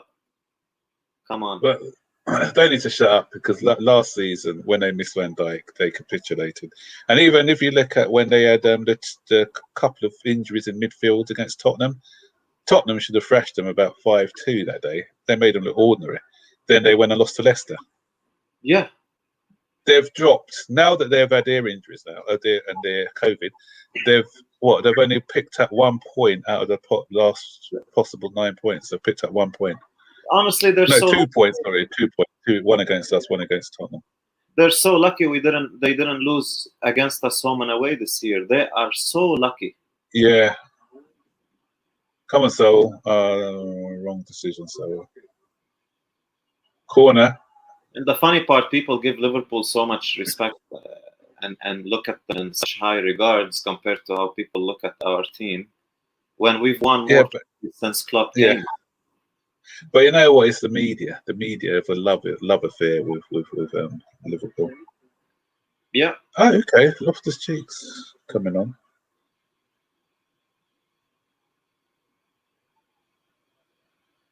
They forgot Klopp finished 7th in his first season and lost the Europa League final. People forget all this. Then they spent over 200 million and then they won the league. That's what happened.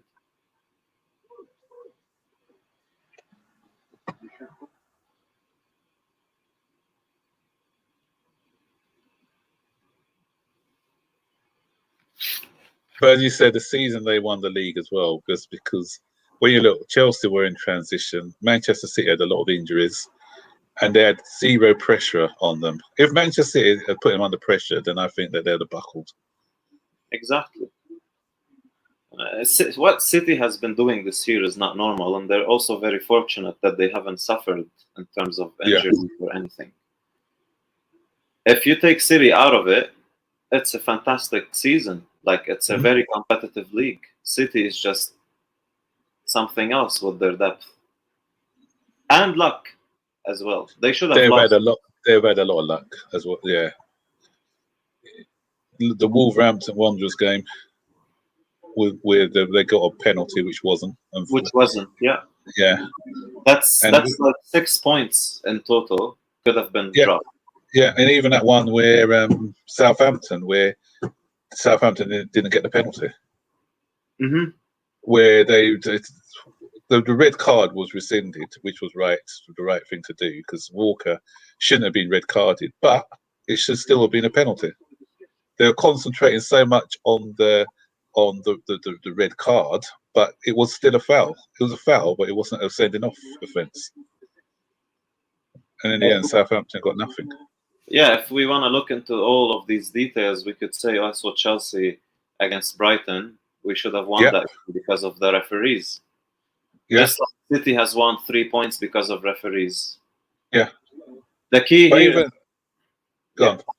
No, I'm saying that I was going to say the key here, we have to beat them next game. And I have a strange feeling. I was telling Mo yesterday. I don't know why I'm feeling we may beat them. And that's 7 points with 16 games left. Anything is possible. Now, Oh, come on, Loftus-Cheek. Come on. Oh, yeah, and even as you said, sometimes when you get the rub of the green, you get the rub of the green. Even when they remember when they played us, it was a deflected goal, wasn't it? Well, that's it, pretty much. We've played bad. I'm not saying any. I'm not gonna say, oh, they were lucky. We played.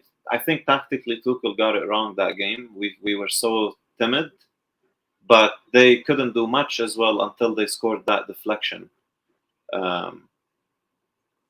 We have to see 16 games. If we beat them, 7 points different, 16 games left. There's gonna be Champions League games in between. Let's see what happens. Maybe we get a little bit of luck to our side as well. If the luck turns to our side a little bit. Yeah, we just need to keep going till the end. Really, we can't just give up now. We need to try and put them under pressure. And you never know when. The thing is, winning breeds confidence. So if we beat them psychologically, they're going to be taking a knock, 100%. and with us, it's going to give us that boost. So you know what football's like. Remember last when Liverpool threw away an 8-point lead, didn't they? Exactly. Yeah. Joseph, you're asking for a link. I'm watching this on Sky TV, so I'm not watching it on the stream. So I'm not sure if anyone else in the chat's got a link that they can share.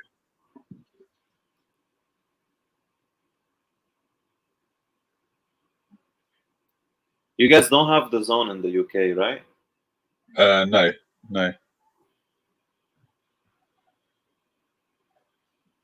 Is that paid? Is that paid for? Or is that free? It's paid for. Yeah, I pay 12. Oh, okay.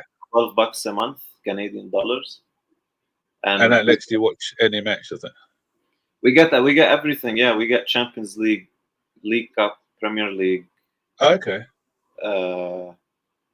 Bundesliga, Serie A used to, but they lost the rights. But yeah, it's decent. The zone is actually decent because we used to pay $40 to get cable TV to watch the Premier League and Champs. This is $12. You get everything. Oh, that's good. That's decent. If you just want interested in like sport and even with my satellite, I have to pay I'm paying £70 a month, and I'm just really more interested in the football because I haven't got the film channel or anything. Wow, that's come on, Ziyech. Again? It was a harder chance, but I think he had time to take it down. He tried a spectacular. He could have. Yeah, he tried a spectacular. Spurs, the way they're playing, it seems they just gave up. They're not even running. But we need a third. They're there for the taking. We do need a third. Because the 2-0 they're still in it at 2-0. They're taking, going away. Oh my goodness, Ziyech. Good attempt, but that's a hard one, man. Volley. He should have got it on target though, at least. Yeah, I'd have taken it down. He has time to take it down. And those I'm surprised that's not a free kick. He tried to put a little bit more power on it. He shouldn't. Yeah. There was a lot of pace on the cross. He should just try to direct it in. 17 shots, 5 on target. They have 3 shots, 1 on target. Wow. Is he given a free kick for that? And then he doesn't. Oh, he didn't give a foul. Okay, that's good. I thought Azpilicueta was going nuts. I thought the referee had given a foul, but he didn't, which is good. I'm going to be annoyed if we don't finish 3-0, honestly. Yeah, me too. We should be 3-0 up. Second half, we've had lots of chances. Oh, come on, Loftus-Cheeks. That's a bit of rustiness in there.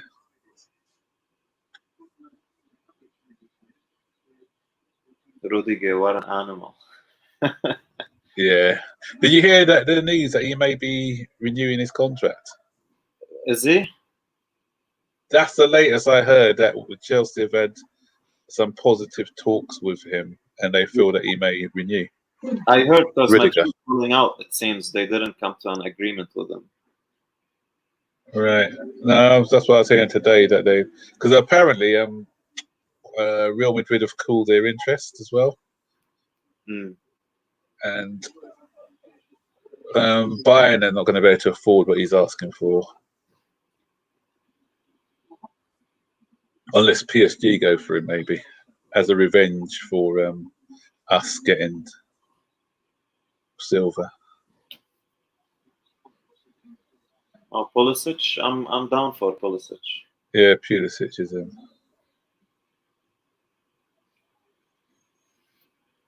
Son's been quiet. We've kept him really quiet today. I think Tuchel has gotten it tactically spot on. They can't find any solutions against us, and I think they're afraid to press, because if they press, we're gonna open them up. He got the ball. He got the ball. That's ridiculous. Sarr got the ball there.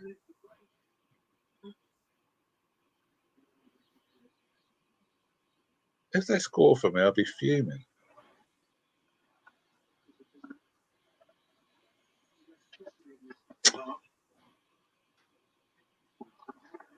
Oh, that's good. That's good. Oh, dislocated finger for Havertz.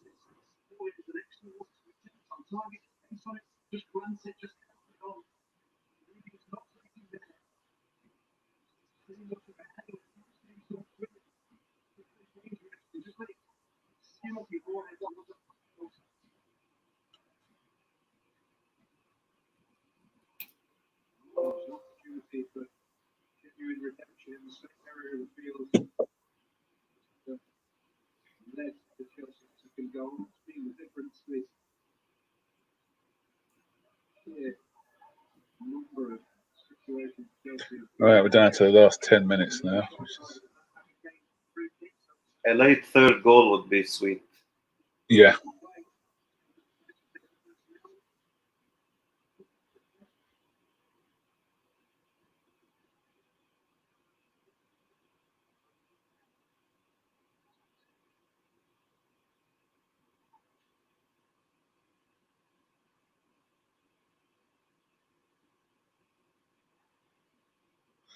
It'd be good if we can get 3 out of 3 against them this season.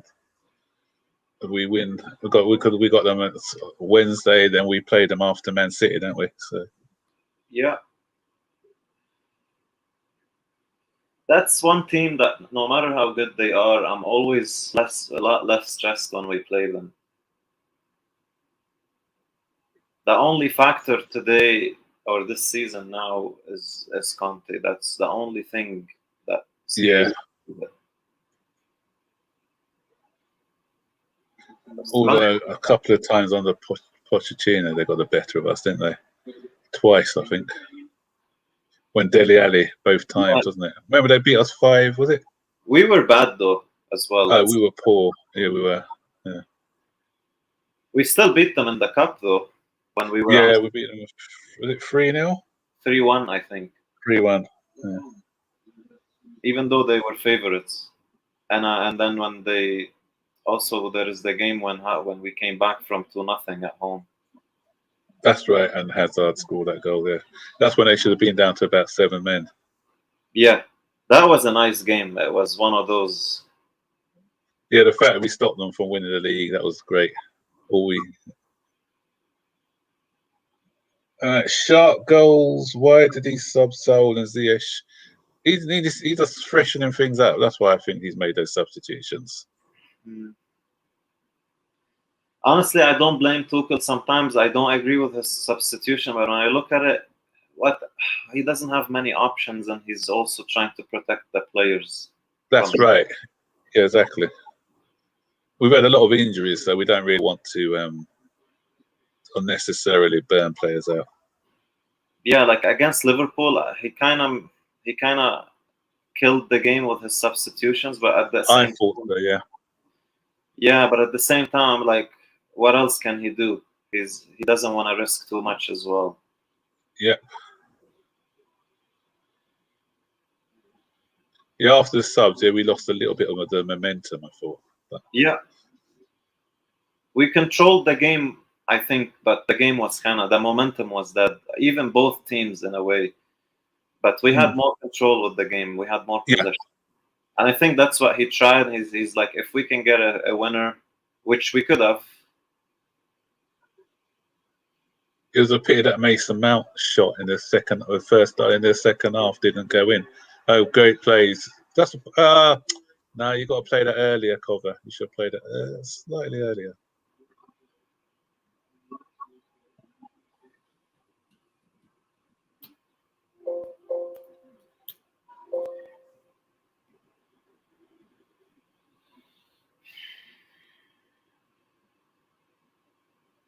Foul.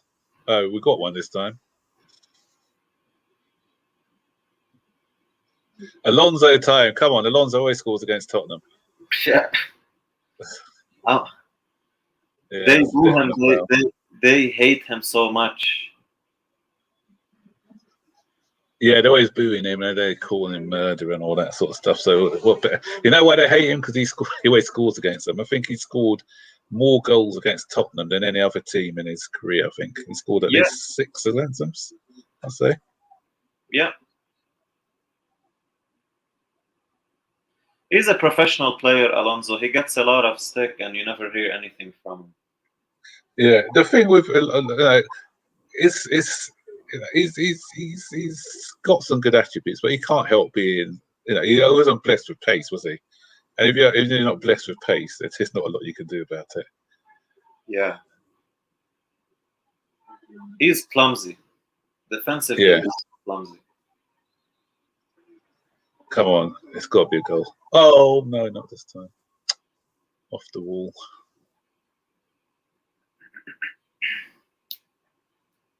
He hasn't scored in a while, Alonso. Hey.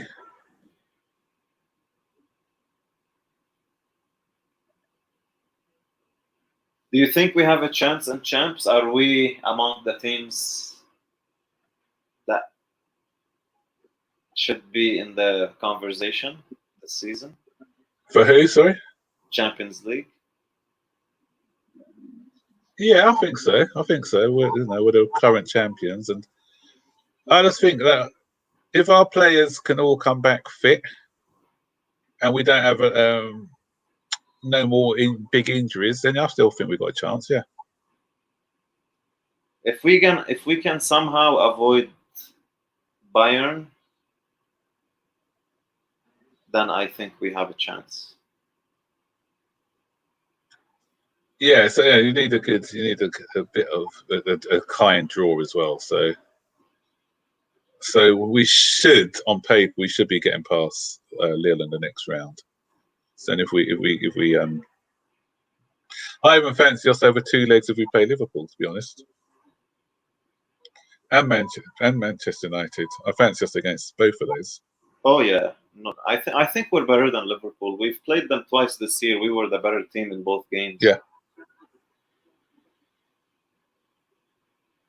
I prefer playing Man City over 1 leg rather than 2. Yeah, City is scary. City and Bayern are the 2 most dangerous teams. Yeah. Oh, good save. Great save. Lloris? No, our keeper. Kepa. Oh, come on. It's off this cheek. Oh, come on. Oh, Lukaku, no. At least he got a corner. Lukaku looks tired. Yeah, he does look a bit tired now. What, have you seen the save yet? Not yet.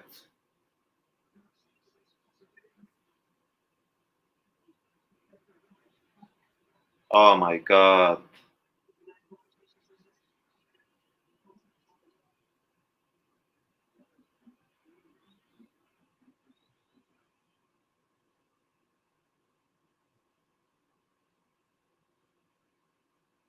Oh, come on, Lukaku, man. Oh, man. Yeah, he's tired. He Very didn't trust his right foot there, did he? no. Because a good defender knows he's going to try and get back onto his left. Oh, Harvey Vale's coming on. It's interesting. The other thing, though, we're not really crossing the ball to Lukaku properly. I don't think we're. Yeah, that's the strange thing. When he's not playing, we get loads of crosses in. When he is playing, we haven't been putting in hardly any crosses in. He hasn't looked. I said it before when he came back from injury. I thought he looked heavy, man. He doesn't look as fit as compared to the beginning of the season. He looks heavy. Yeah, but in the 2 games that he played after his injury, I thought he looked quite sharp. Yeah, because we were crossing the ball properly. He scored 2 headers, right? And today, when we got one good cross, he almost scored one. I don't know why we're not crossing the ball enough. We pass too much. We don't take enough shots. I know. There's a couple of opportunities when we had shooting opportunities. Even earlier, I think Kovačić had an opportunity where he could have shot, and he went for the extra pass. Mm-hmm. Just shoot. Vale is a good player. Yes.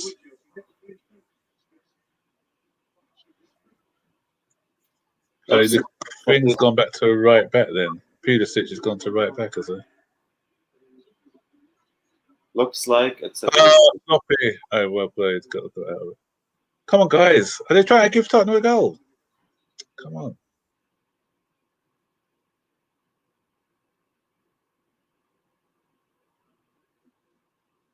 Ball.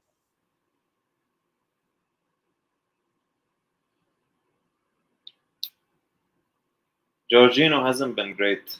He's overplayed. No. He does look tired. I wonder if he's still. Remember, he's got that hip injury. I wonder if he's still not 100% fit. Yeah.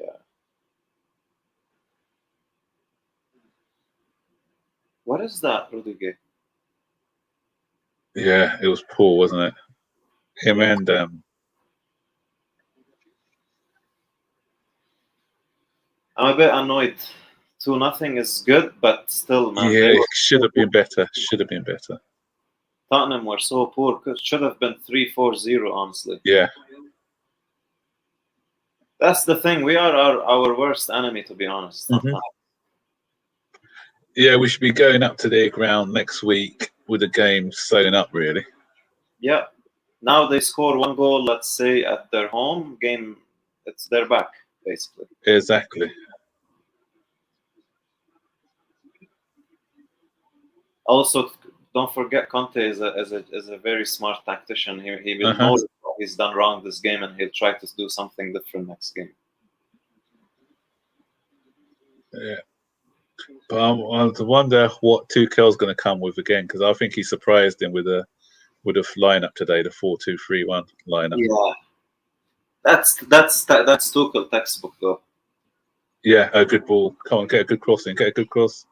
Ah, terrible Pulisic. Come on. It's not only the shooting though, Julius. I think sometimes that final ball of ours is another thing that concerns me at times. Yeah. You'll see it in a minute. The Pulisic cross. He had all the time, and he just. Pulisic is another player that really gets under my skin. Yeah. You know he's got the potential, but he sometimes you feel that as a player he's got more in him. He should be offering a lot more than he gives us. Yeah. If you look at it, Max, this way, look at the signings we've done. We have Pulisic and Ziyech, for example, 2 main wingers we signed to utilize. Both. Oh. Yeah. So go on. Yeah. Both are not good at finishing. Both are injury prone. Yes. You look at Werner, not good finishing. Havertz, not good finishing. This is like 5 signings, which are good. I'm not saying they're bad. Great signings. None of them are actually goal scorers. None of them. Yeah. Except Werner, on paper, he was supposed to be a goal scorer, but he ended up being not a good finisher. So 2 injury-prone wingers, and 5 in total who are not finishers. That's what we need to sort in the next few years, in the next couple transfer windows. Yeah. That pass was overhead. Yeah, the cross. Are you going to see the Lukaku as well? Again, not putting enough on it in a minute. Yeah. Decent 2-0, but you know what? Yeah, should have and could have been better. Oh, come on, man. Oh, my God. What are you on, the Pulisic cross or the Lukaku shot? Lukaku shot. Yeah, it's got to be put more on that. He didn't connect with the ball well, and that's because he's tired. Yeah. Well, 2-0. 2-0's okay. That's okay. I'll take it. We should have buried the game, but all good. A clean sheet, that's the positive thing. We haven't had any of these in a while now. And with the defence we had out today, you know, plaudits to Sarr. You know, he kept Kane quiet all day, so he had a good game. Very good. I thought Alonso was decent as well. I thought the older back four played well. In general, everyone was good except the final decision or the final shot. Yeah. But you never know. We scored the first goal next week, then the game's over. Yeah. So let's see. Because when you think about it, we've been better. Yeah, we've been better away from home this season than we have been at Stamford Bridge. So, you know, going away doesn't. We have a fantastic record away against Spurs too. Yeah. Lukaku doesn't look happy at all. He knows he should have done better. Yeah, he would have wanted to score a goal today, I think. Yeah. He would have wanted to, just for the fans and just to closure. Boogeyman's in the house, so let's get him in. Boogeyman, welcome to the stream again. Are you there, Boogie? Or are you on mute? You there? Oh, no, yeah, I'm there. Listen, I'm happy with it, 2-0. Rudiger, thanks. That guy's never get injured. He's today he's shown that people said he is only good to play in back three, but today he played pretty much the center of the defense, and I just don't see any weakness at all. Like, he's still combative. His speed is still intact. He read the game pretty much. It just seemed to me that in fact Tuchel just get better out of most of those defenders. He managed to do it one way or the other. So they need to sign him. Just give him his contract. That's one thing. And he's always present. You never heard anything about Rudiger has a COVID. You never heard anything about Rudiger getting injured. So, man, I don't think it is like a lock. I think he's just taking care of himself very good at this time. So Malang Sarr, we talk about him. Listen, he did what he was supposed to do. And I even think he did more than what I was expecting him to do. And I think we should see Malang Sarr more often. Imagine Chalobah taking that side and Malang Sarr taking that side, and they're both 22-22. So I think if we manage to get them being a little consistent, we have everything we need at this time to go after all those cups that we're playing. MDT is here. So, and the other thing is Lukaku. Lukaku needs to start scoring those opportunities, those half chances. I mean, he did it against Aston Villa at the beginning of I think the third game of the season. He needs to start doing that again. I just seen a few chances that he needs to just bury them clean and just move on, you know. Okay, I'll just mute myself a little and listen to whatever nonsense MDT is going to say. You know? Welcome to the stream, MDT. How you doing, my man? I'm doing good, Max. Thanks for having me. Julius, how are you guys doing? And Boogie, I hope everybody's okay and good family doing well. Yeah, all good, thanks. Yeah. So what's your thoughts on the match? To be honest, when you win, I don't like when we win. I don't normally go. I'm happy with the result, especially it's against them. I don't want to use the S word, but it's against them, so it's even more beautiful and also against Antonio Conte. I love it. I love it more. And the thing I noticed on this game, I think we've been a little bit unfair on Kai because he was playing the striker role on his own. Today, when he had somebody next to him, you saw how he was even freer to do what he can do. So it's like all of our forward, they all need somebody next to them. So that's the thing I noticed today, because even Werner, when he come on, you saw he was a different player compared to the Werner we normally see. They all need somebody next to them. Werner can control the ball, pass the ball. Werner can because run in between. Because he had more space. You know, like when you're playing with somebody, you have more space. You can do things easier. So it's like all of them need somebody next to them. So I think it's unfair when we judge them on their own without a striker.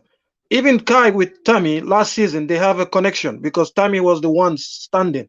So, you know, that's what I noticed today. I think all of them need somebody who is a 9 to stand next to them for them to express themselves. So that was the beauty today I noticed. Like, you know what?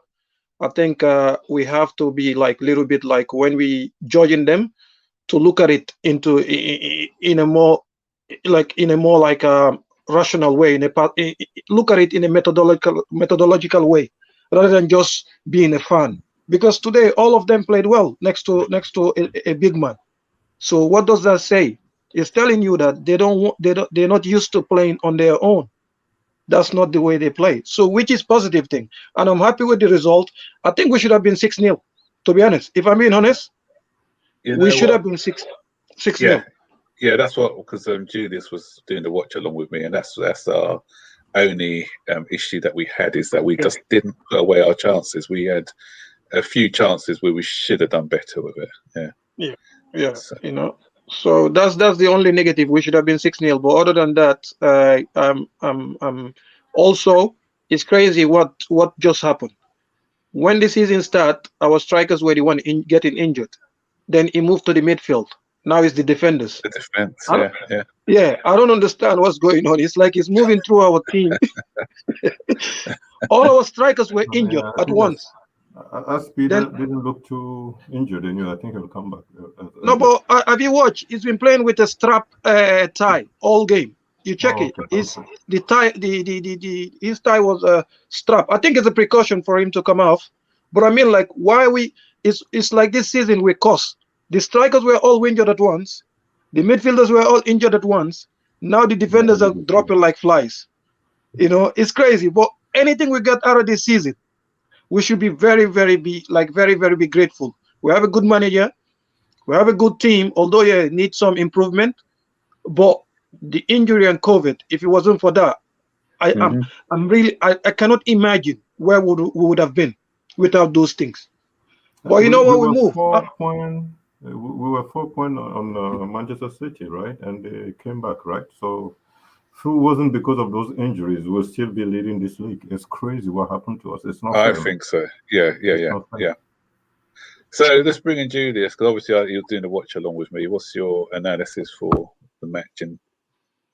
Yeah, I think it's a fantastic performance. Everyone today on the pitch was amazing. The biggest issue is sometimes we let ourselves down when it comes to finishing. I agree with MTT. It could have been 5-6-0. If they conceded that third goal a little bit earlier, they could have capitulated. We could have potentially scored more goals towards the end of the game. But I'm very happy with a clean sheet. It's been over a month now since we had one, I think. And Malang Sarr is man of the match in terms of defense. He was unbelievable today. He looked more comfortable in a back four, so it's a good thing to have. I don't even think we play back four today. I just do not agree. We did play back four. I think Alonso and so it was a wing back. We're playing wing backs. No, Ziyech wasn't a wing back. No, if you look at No. If you look at the positions of the players, when we play a back four, look at the position that Azpilicueta takes a back three. Sorry, Azpilicueta is more narrow when we're playing a back three, but he was more. He is more towards the right today. He was hugging that touchline. He wasn't tucked in as a defender, so it was a back four. Yeah, Boogie was a back four. You know why? If you look at it, Aspi didn't do a single overlap, and Malang Sarr as well didn't do the Rudiger running because of he's a back four. Ziyech was, like it was a like when you play as a winger, when you cover for your right or your left back or right back. That's what Ziyech was doing. He was covering the whole whatever, but he was a back four. Aspi was the right back. Yeah, okay. I thought they were playing Mount, Havertz and Lukaku as the top of the speed, and Mount behind them in the middle, just a little over on top of the both midfielder Saul and. I thought it was. Yeah, I thought it was. Was it not 4-2-3-1? We were playing. Yeah. Yes. Yeah, it was 4-2-3-1. 4-2-3-1. Yes, it's always good to know that we have a center back that looks good in a back four. Maybe and I'm pretty sure Tuchel must have knew this before this game to put him there in a back four line. So it provides us with more tactical personality as well. So if we would play back four, then Rudiger just put 1 point again. He's really good in back four. So yes, Rudiger is all those nonsense. Then Rudiger was not. This is what it looks like. All of us, I was one of them, wanting Rudiger out not long ago, before Thomas Tuchel. He proved everyone wrong that he's a fantastic defender. It was the managers like Lampard, Sarri did not know how to utilize him, or their tactical. He was also injured, right?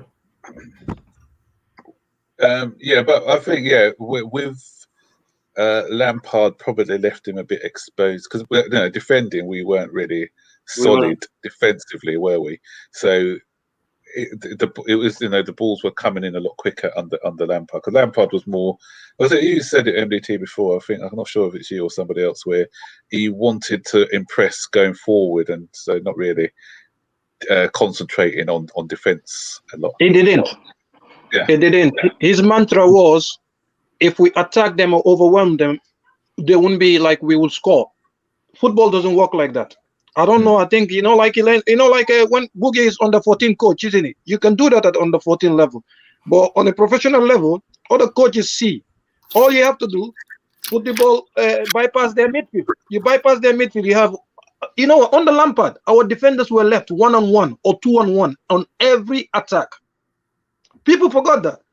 You name me a defender that can defend against two people. Even Thiago Silva, when he came, remember, he couldn't believe it. We were too open. We were too open. The game where I was really annoyed with Rudiger, but then looking at it now, it wasn't actually his fault. But at the time of the match, I thought, when we played West Ham, and they beat us 3-2. Yes. Okay, he showed Yarmolenko to his weaker foot, but when you looked at it, it was 2 against 1 defending. There are 2 attackers, and he was the one defender there, and he was very exposed. Okay, he could have tried to not let him on his other foot, but when it's time and time again where you're sort of 1-on-1 defending, then it's really hard to do that all the time. To defend when you're got the protection.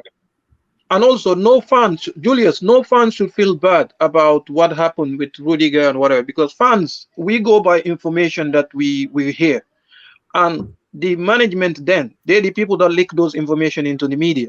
And fans went after him because of that's what they hear. So I don't think fans should be upset or whatever, or be whatever, because the information was leaked by people in the club to the media, especially Matt Law. Matt Law didn't do that on his own. It was leaked. Okay, so fans shouldn't be upset or whatever, or like disappointed. That's not our job. If we get an information which is wrong from people who we should trust, those people are the ones that misled us, not us. We didn't do anything. That's true. We didn't do anything. I want him out. I want him sold. I used to be on it. Because we went by information that was leaked through the media. Yeah. It was leaked by on purpose. Okay, but just look, all those defenders that we thought they were terrible, look at them now. Tomori at AC Milan, Rudiger here. All of our defenders, we thought they were terrible. All of a sudden, Even Zuma, look at Zuma at West Ham, their best defender. All of a sudden, all our terrible defenders are some of the best defenders in the world right now. 100%. So what happened? Yeah. Before we carry on, I just want to say hi to a few people in the chat. Great time. Showtime has been with us throughout the whole of the stream. Elijah as well. Abdul B. Hi, mate. Wally, Waldo. Mikhail, nice to see you. DJ Sev, did you go to the game, DJ? So you didn't go today. He's usually at the game. I don't Did think, you? Are you equipped to share the link or to, I don't know, to let people come in and ask for questions? Yeah. I can share the link. I don't think anyone else from the panel's coming in. So yeah, so I'll share the link, and anyone who wants to jump in to give their opinions can do that also.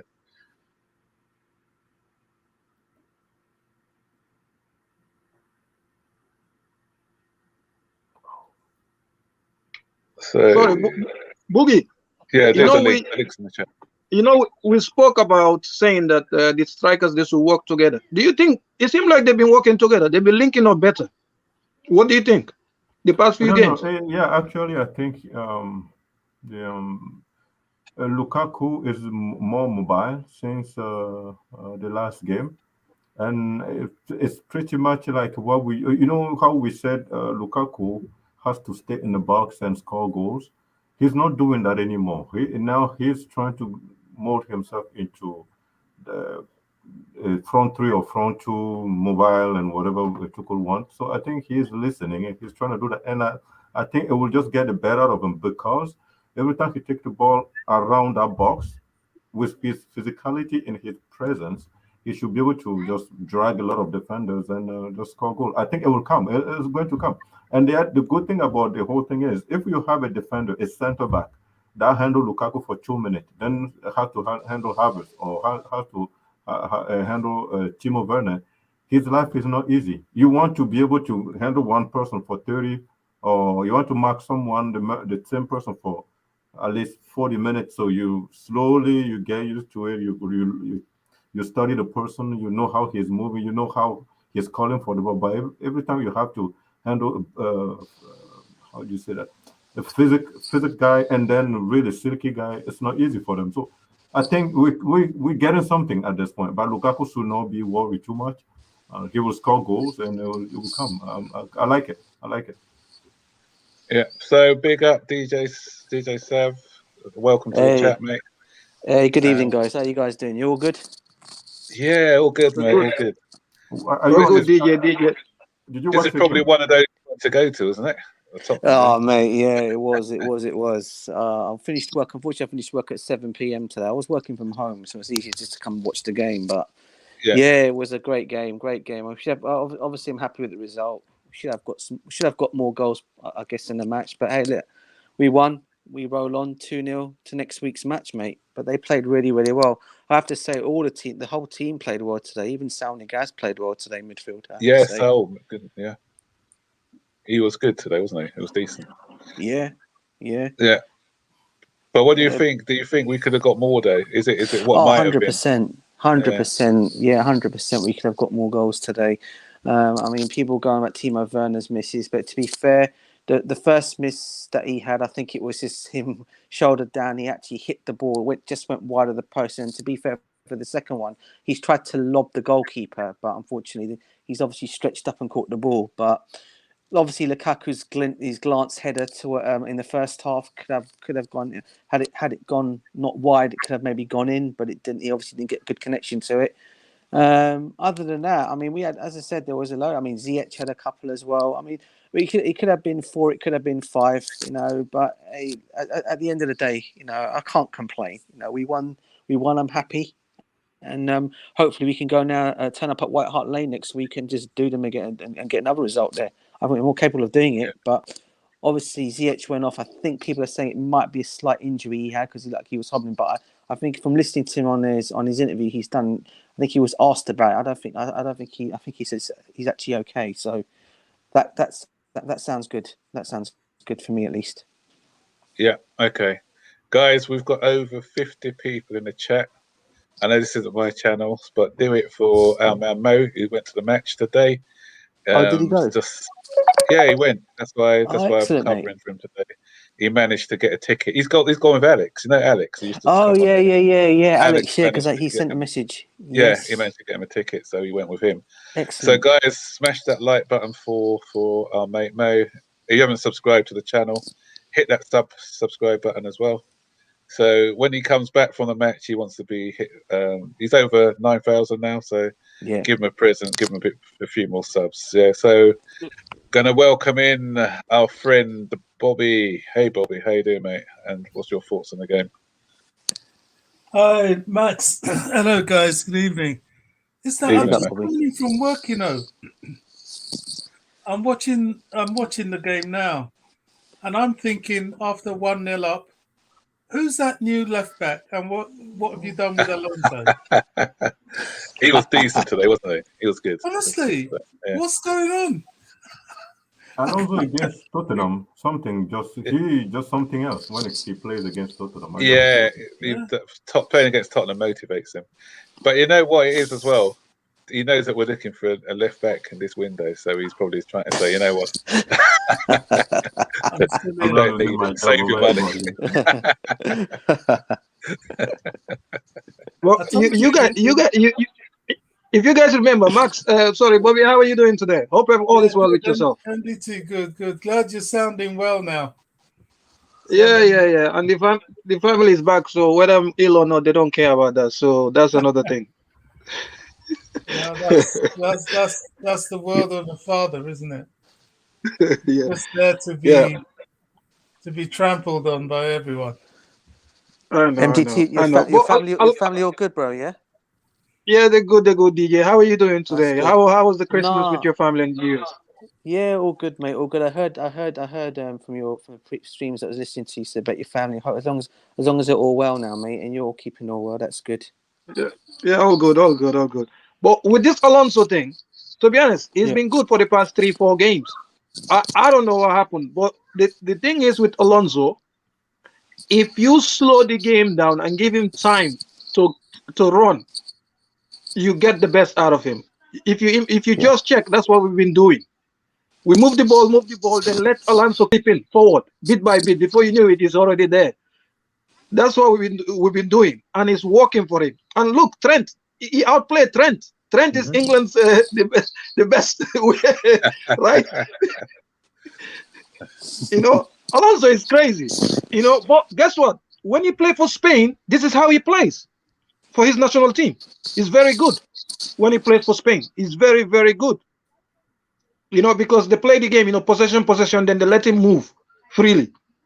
I think him is the thing that's going on against Alonso. God didn't give him the speed. That he doesn't have it. He doesn't have the speed. He has all the technical ability to hit a ball or whatever. And also today, I was a little bit not disappointed, but I was hoping that he put some of the ball in cross early. We have Kai and Lukaku in the box. If you cross early, we're gonna be a danger with crossing as well. You cannot have Kai and Lukaku in the ball and being hesitant to cross. So that's one thing we just need to improve on. If Kai and Lukaku are on the pitch, they're in the box. Come on, put in a cross. Put in a cross. It's weird, isn't it? Because when he's not playing, like against Liverpool, we're putting in loads of crosses and with no one on the end of it. Now we've got a focal point and we weren't putting the crosses in. It's strange. But I just think it just has to come natural. Like you can't. It's more like, I don't know, when you actually play on the field, there is something like the confidence has to be. I don't know how to. It has to be built. Crossing the ball, yeah, but if you cross the ball and it has to go fast in the other direction, you have to cover and defend again. You don't cross it. You just feel like, no, let me just keep it safe. The point I'm trying to make is, every time someone crosses to Lukaku, he has to make something really serious out of it. Like he has to create like a goal opportunity. He has to hit the target. He has to do something. And when that keep coming, then people will cross to it. But if we're not like that header that he missed today, and also I think it was two headers. One was not on target. The one was a little on target.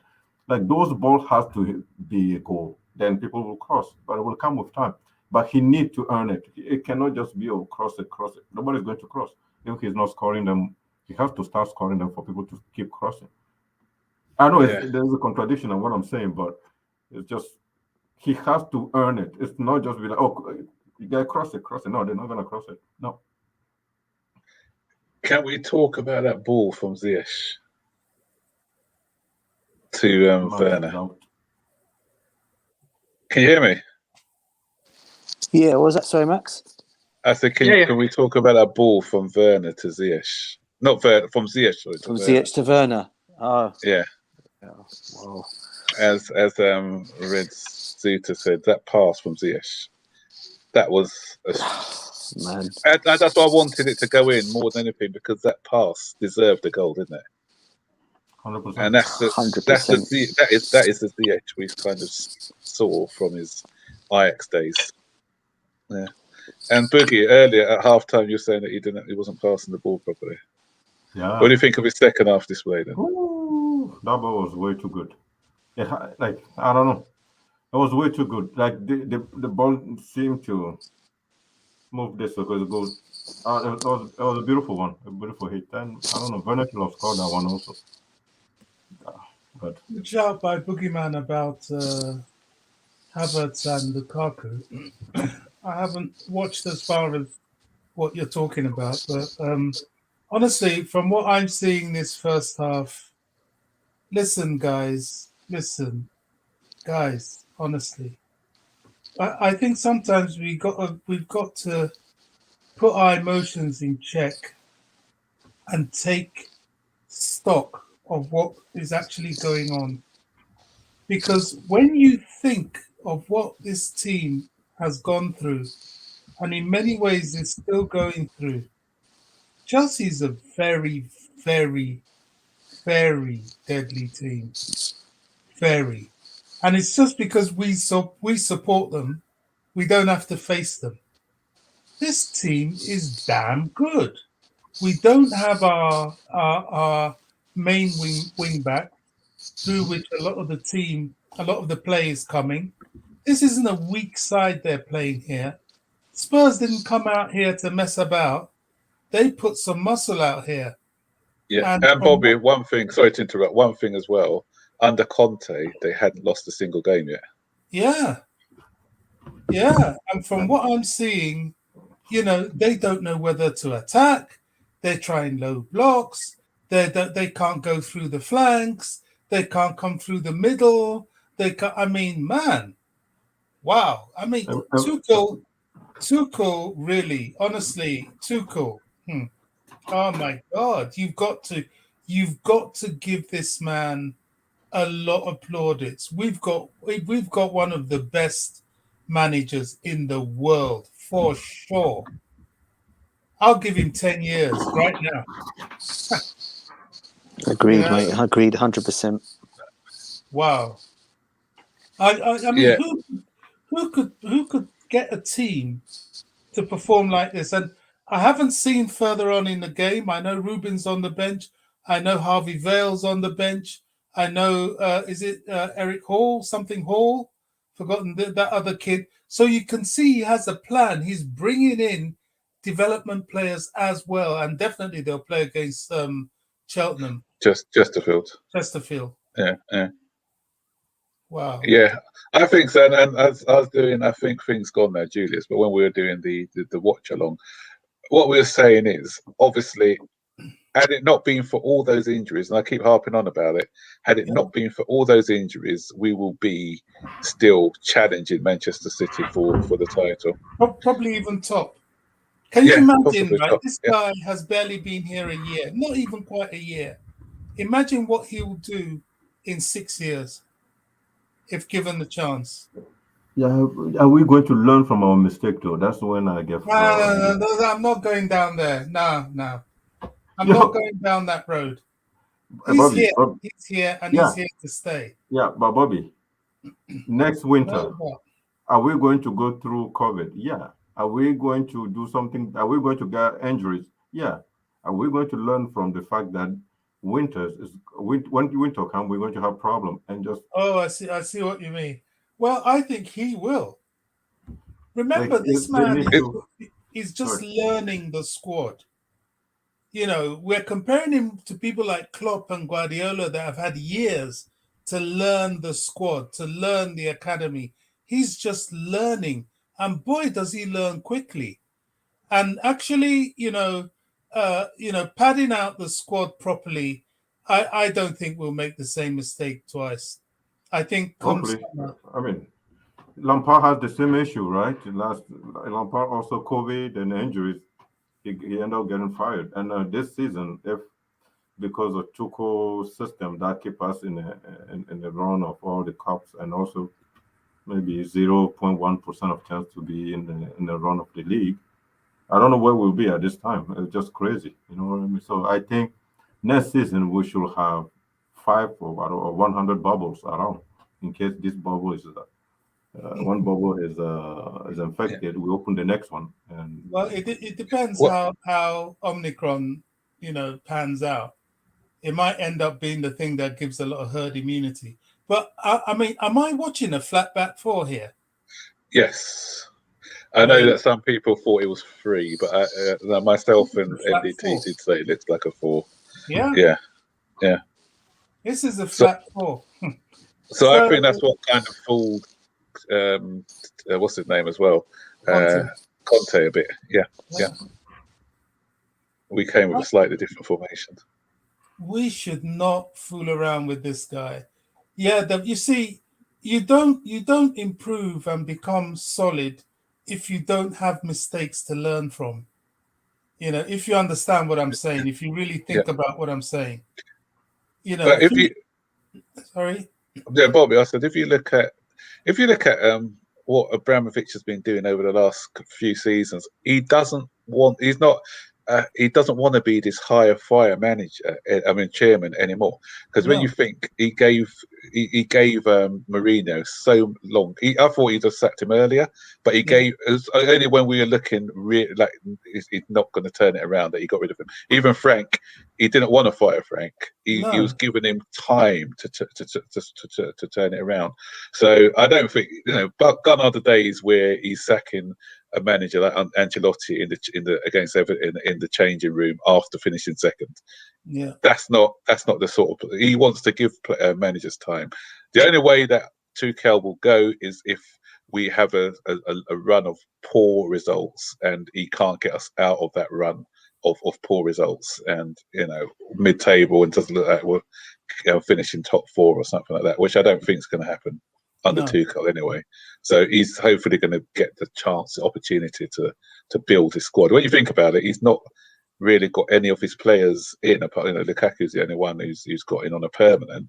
So once he starts to get players in that he wants, so we need to back him in the transfer window to get players in what we want, and we'll see an even better Tuchel next season once he gets in a couple of players there. Plus, Max, once he gets to know the academy. I don't think he really knew the academy. That's why he let people like Gallagher go on loan, even David Sterling. He just had too many players, so he had to think quickly, cut it down, and let the others go on loan and let him watch them from a distance for a season. I think it's going to be very different in the summer. Oh gosh, so Lukaku missed. Oh, you're on the header, are you? Yeah.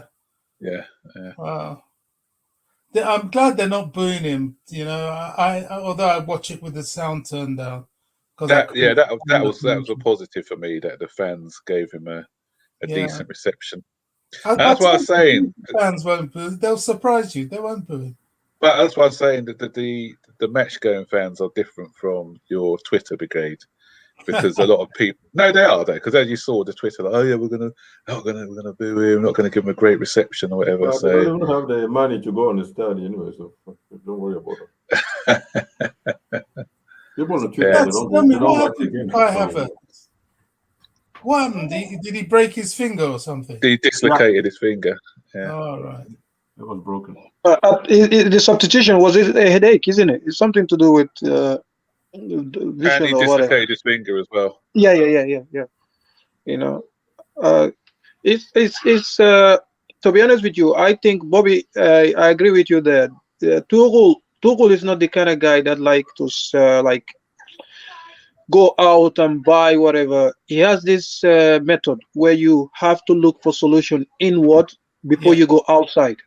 It's different from Mourinho. Mourinho go outside, look for solution outside always.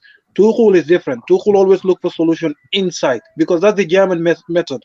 Them is about precision. Boogie, you go there a lot. You know they like things in a methodological way, and they believe you can. If you can find a solution inside, there's no need to go outside. Yeah. So, and even PSG, it gave a lot of youngsters chance at PSG. That's what people don't understand. PSG were not. Yeah, Dortmund. PSG, they didn't spend that lot of money. They bought Mbappe, they bought what's his Neymar. But if you look at people like is it Kaha, Kepempe, all those players, Tuchel is the one that gave them the chance. They were not expensive buys, and some of them were from the academy. Jallo, all of them. So he played a lot of that PSG team had a lot of players from cheaply bought players from the academy. People just look at the front name. That's the thing. But look at the rest of the team. They're not superstars. Yeah. You know, they're not superstars. So he's not that type of manager. People will be surprised. He will trim this team, and this Chelsea team might look totally different next season with a young team, and he will not spend a lot of money. Yeah, I believe that. Yeah. And another thing, lads, you know, these people have a go at Kai Havertz. Really? This boy is what, 22 years old. He scores key goals always. He's a kid. I don't know what they expect. You know, you want him to be like Lewandowski, who's been playing for how many decades? Give him a break. Give these guys a break. A lot of them are kids. They're kids. Even Mount, you know, he can really frustrate you with what he misses. I think he's missed one here. But it's because he's a kid. He's still learning. They'll grow, definitely. Yeah. Bobby. 1 minute before you go, I just before you say something, I just want to say big up to Dennis, couch critic in the house. I'll let you talk. Then we can talk about this comment by him afterwards. So, Boogie, off you go. Bobby. Yeah. How old is enough old? Like, when do we start saying, okay, this guy are playing at the level that we thought they will have to have? Because I understand they look like there's another step in them. They look like the sky is the limit. But at this time, we need to start seeing we need to see stuff. Like, we're not seeing it. Can I answer that one? Can I answer that one? But I just don't understand why they don't, like Callum, Mount, even Kai. There's a chances they're missing. Let me answer that one. Let me answer that one for you, Boogie. Listen, right? Right, what we got. If you look at what you do, you judge them on what other players are doing. Look at Sterling. Remember Sterling, even at Liverpool, he was missing. Even when he went to City, after he'd had a few games for Liverpool, he was missing a lot. And then something clicked when he was about 23, 24. Then he started to put away all those chances that he was missing. He started to put away. Jack Grealish at Aston Villa, he was a talented player, but he started to blossom round about the age of 24, 25-ish. 24, say. And so that sort of age, you know, as you play more, and it depends how many games you play. Because remember, Sterling had played a lot of games as a 17-year-old. I think he started playing for Liverpool at 17. So when you think 17 to 23, that's like 6 seasons. Mount is into his, third full season for us now? Good one. Yeah, third full season. And if you look at Havertz, has just came to a new league. Even with Havertz, this is his first full season with us because obviously last season it was a bit stop-start with the COVID situation, and he was injured, he was sick. Hudson-Odoi, he hasn't. When you think Hudson-Odoi hasn't really played a lot, because even when I'm talking about Sterling was a regular feature in the team, wasn't he? He wasn't in and out of the team. So with people like Hudson-Odoi, he hasn't had a run of games in the team yet. So I think once you've played like 2 or 3 seasons solid for a team, that's when you're going to find. If they're not doing it after 2 or 3 seasons, then they're probably they've reached their level. But I think there's still room for growth for a lot of these younger players, and that's when you're going to start seeing them in their third full season, I think. Yeah. I mean, remember Hazard? Hazard wasn't doing it till he was about 26, 27, 28. Drogba as well. Years for Hazard. You think so? Yes, for sure. Before that, he wasn't. He would miss a few. Make some silly runs, maybe trip over the ball every now and then. He was good, but he wasn't what he was at that. Exactly. I think that was what I was going to say, because when he came in and was the first time I saw him, it was in the US when they were on those pre-season game. He was wearing the number 17. I've seen this guy is going to be. So I can see it. He has those accelerations. He has those, like, he dropped the shoulder fast and then he's gone. I can see those, and he kind of scored a few goals at that time. And anyways, my point is, Hudson-Odoi, all those academics, even Harvard included, even Pulisic, they need to start scoring goals.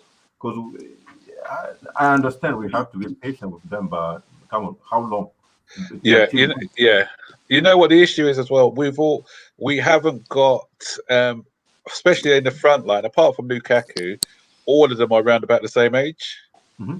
So you haven't got maybe someone a bit older. Apart, Ziyech, I suppose, as well. But Ziyech has been in and out of the team. 26. But yeah, that's what I'm saying. So with Ziyech, you'd expect it because he's a bit older than the others. But with all the others, they're all sort of under the age of 23. So that's the issue that we've got. We've got a lot of inexperienced guys. But as Avis said, that we've also got Werner, haven't we? Who's 20, 25, 26. But again, still adjusting to the league. But the likes of Havertz, the likes of Hudson-Odoi, Pulisic, they're still quite young. Mason Mount. Yeah, Boogie. Just you remember when Mourinho said Karim Benzema was good at Lyon.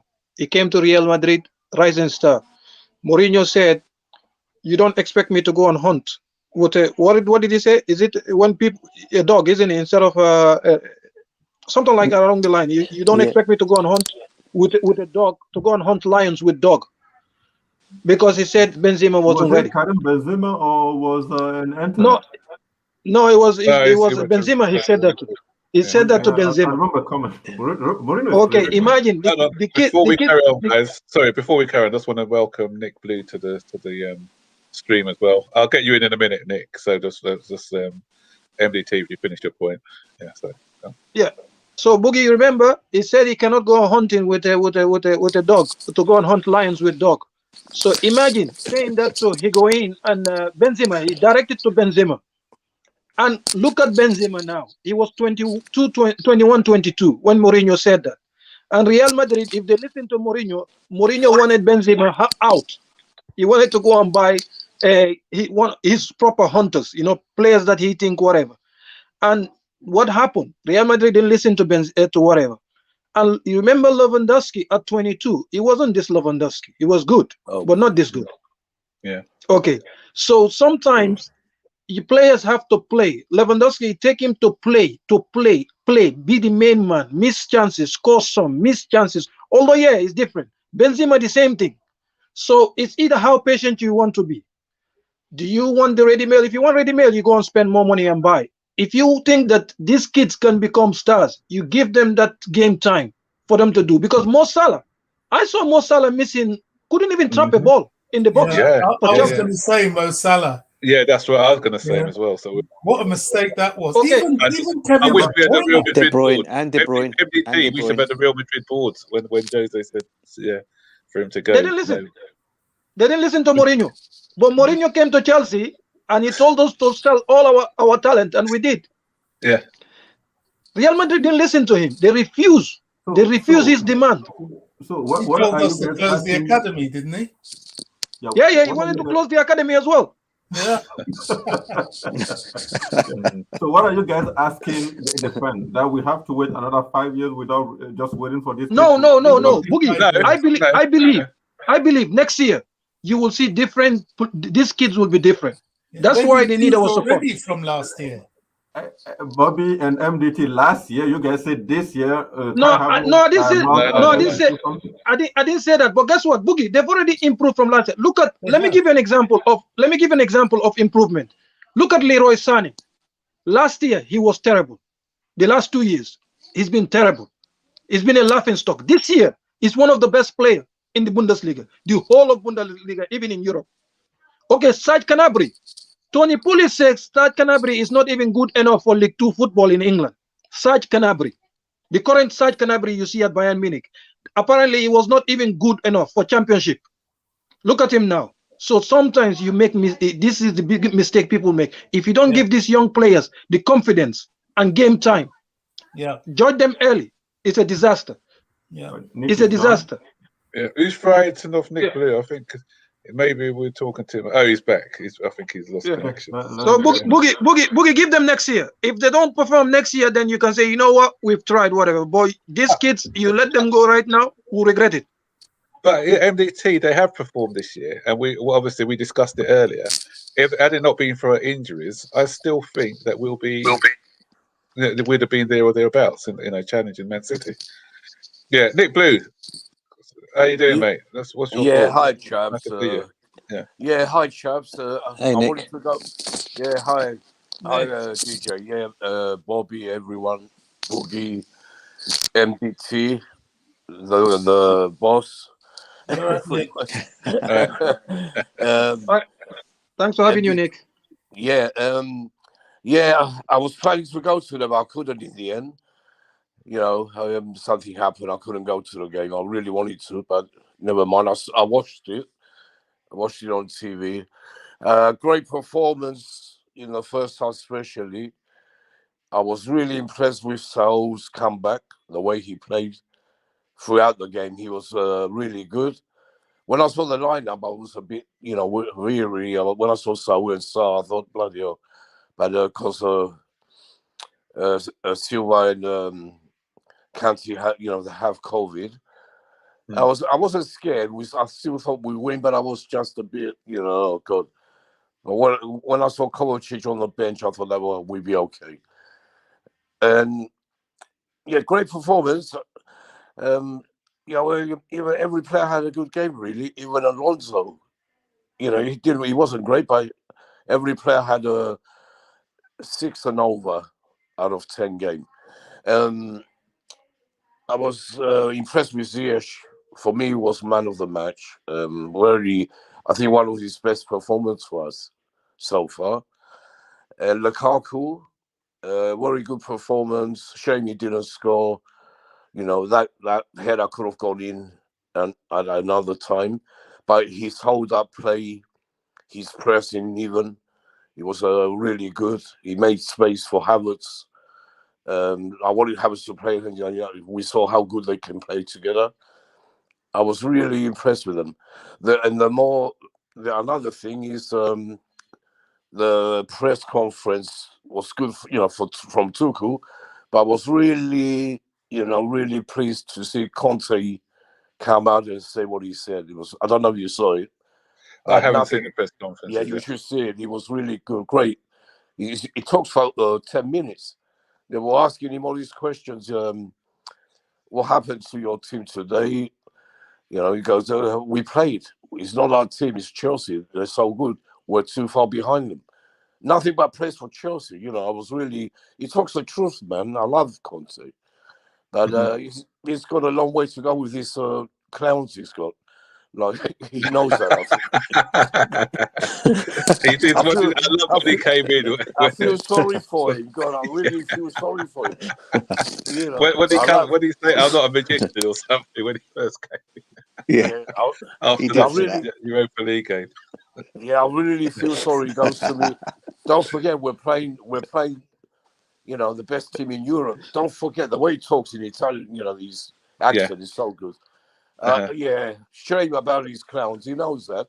But and how did Rudiger? Always great as always. He made sub, to a different level today. He had a couple of mistakes, but otherwise he done well. The young boy, really, I like that player. He's going to be developed, and the way, Rudiger controlled the back. You didn't see Son get one shot, not one on goal. Kane only one free kick. Because who? Because of our great legend Rudiger and Aspi, but mostly Rudiger. He was the man to control the defense today. Yeah. I don't know what you lot think. Yeah, Rudiger as well. We'll talk about Rudiger in a minute. I just want to carry on the conversation with Saul, because Couch just agreed with you that Saul did a good game. I thought he was decent, but do you guys think part of the reason he was good was because, especially the first half, Tottenham weren't really pressing us a lot, so he did have quite a lot of time on the ball to spray his passing around. I'll tell you what I think. I think it's not Tottenham they weren't that good. Tottenham is Tottenham, but they haven't come across a team like us yet. They had a good game against Liverpool, but every other team they beat the middle table teams.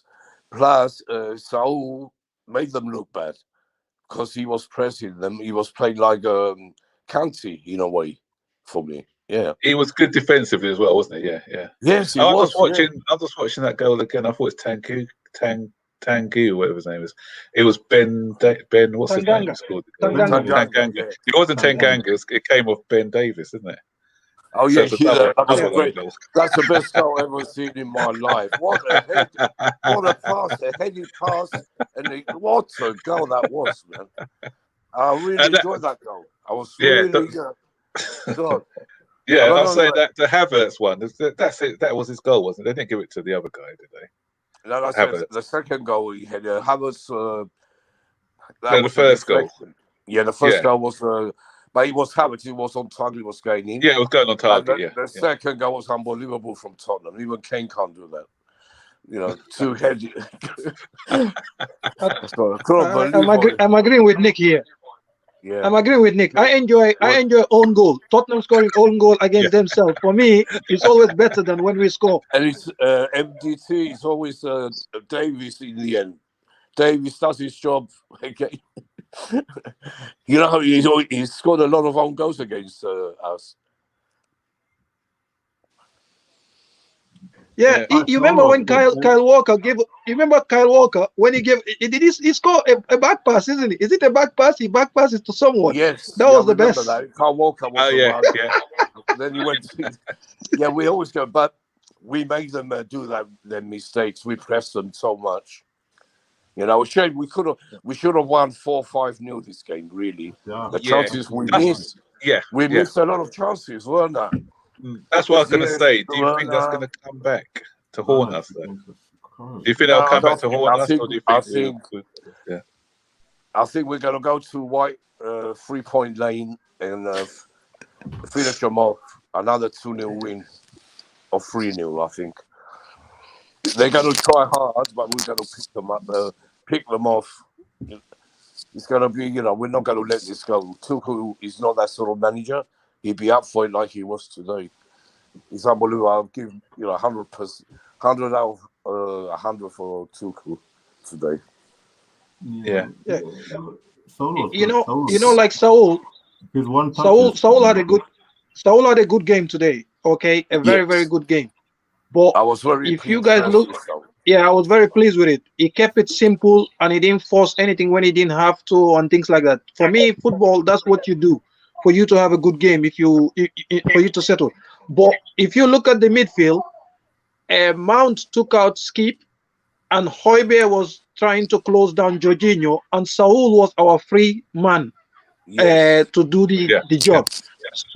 So that helped him a lot. Jorginho and Mount positioning, which Tuchel did today, was brilliant because that helped Saul a lot. Saul was never under a pressure. So he had a good game. He has a good game. Yeah, and I love his one touches also. Like most of the time, It just went perfectly to where it's supposed to be, and it just depressed all the press that even start doing it, right? And the only thing I didn't like too much from Saul is when he reached the box, he need to start shooting instead of always trying to find a pass. That's the other thing I don't like too much about Loftus-Cheek. Just shoot. Take your chances most of the time. Why keep passing the ball when you are in front of the box? Just shoot it. Yeah, and I was gonna Couch just put something in. I was gonna make that point. I think since the incident with Lukaku, I think we saw it against Liverpool and we saw it again today. How quickly these guys are moving the ball. Have you noticed it? We're just moving it we've got so much more movement and pace in our game in the last 2 games. Do you think that's got to do with the Lukaku situation or what? Because as I said before that, we weren't really playing with that sort of energy. Because I don't think so. Was it the fitness? The players are coming back to fitness. I think it's the COVID and injury. That's why the COVID and injury affected us. Those players, they were playing with half a lung. Most of the ones coming from COVID, they were not. Even today, Werner couldn't run like normal because there's certain ball he didn't chase. You can tell he didn't have the capacity to run all 45 minutes. So some of them must keep the pacing themselves, which you can understand.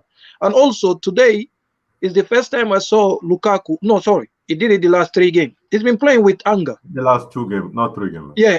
No, even Aston Villa. Remember Aston Villa? He played with anger.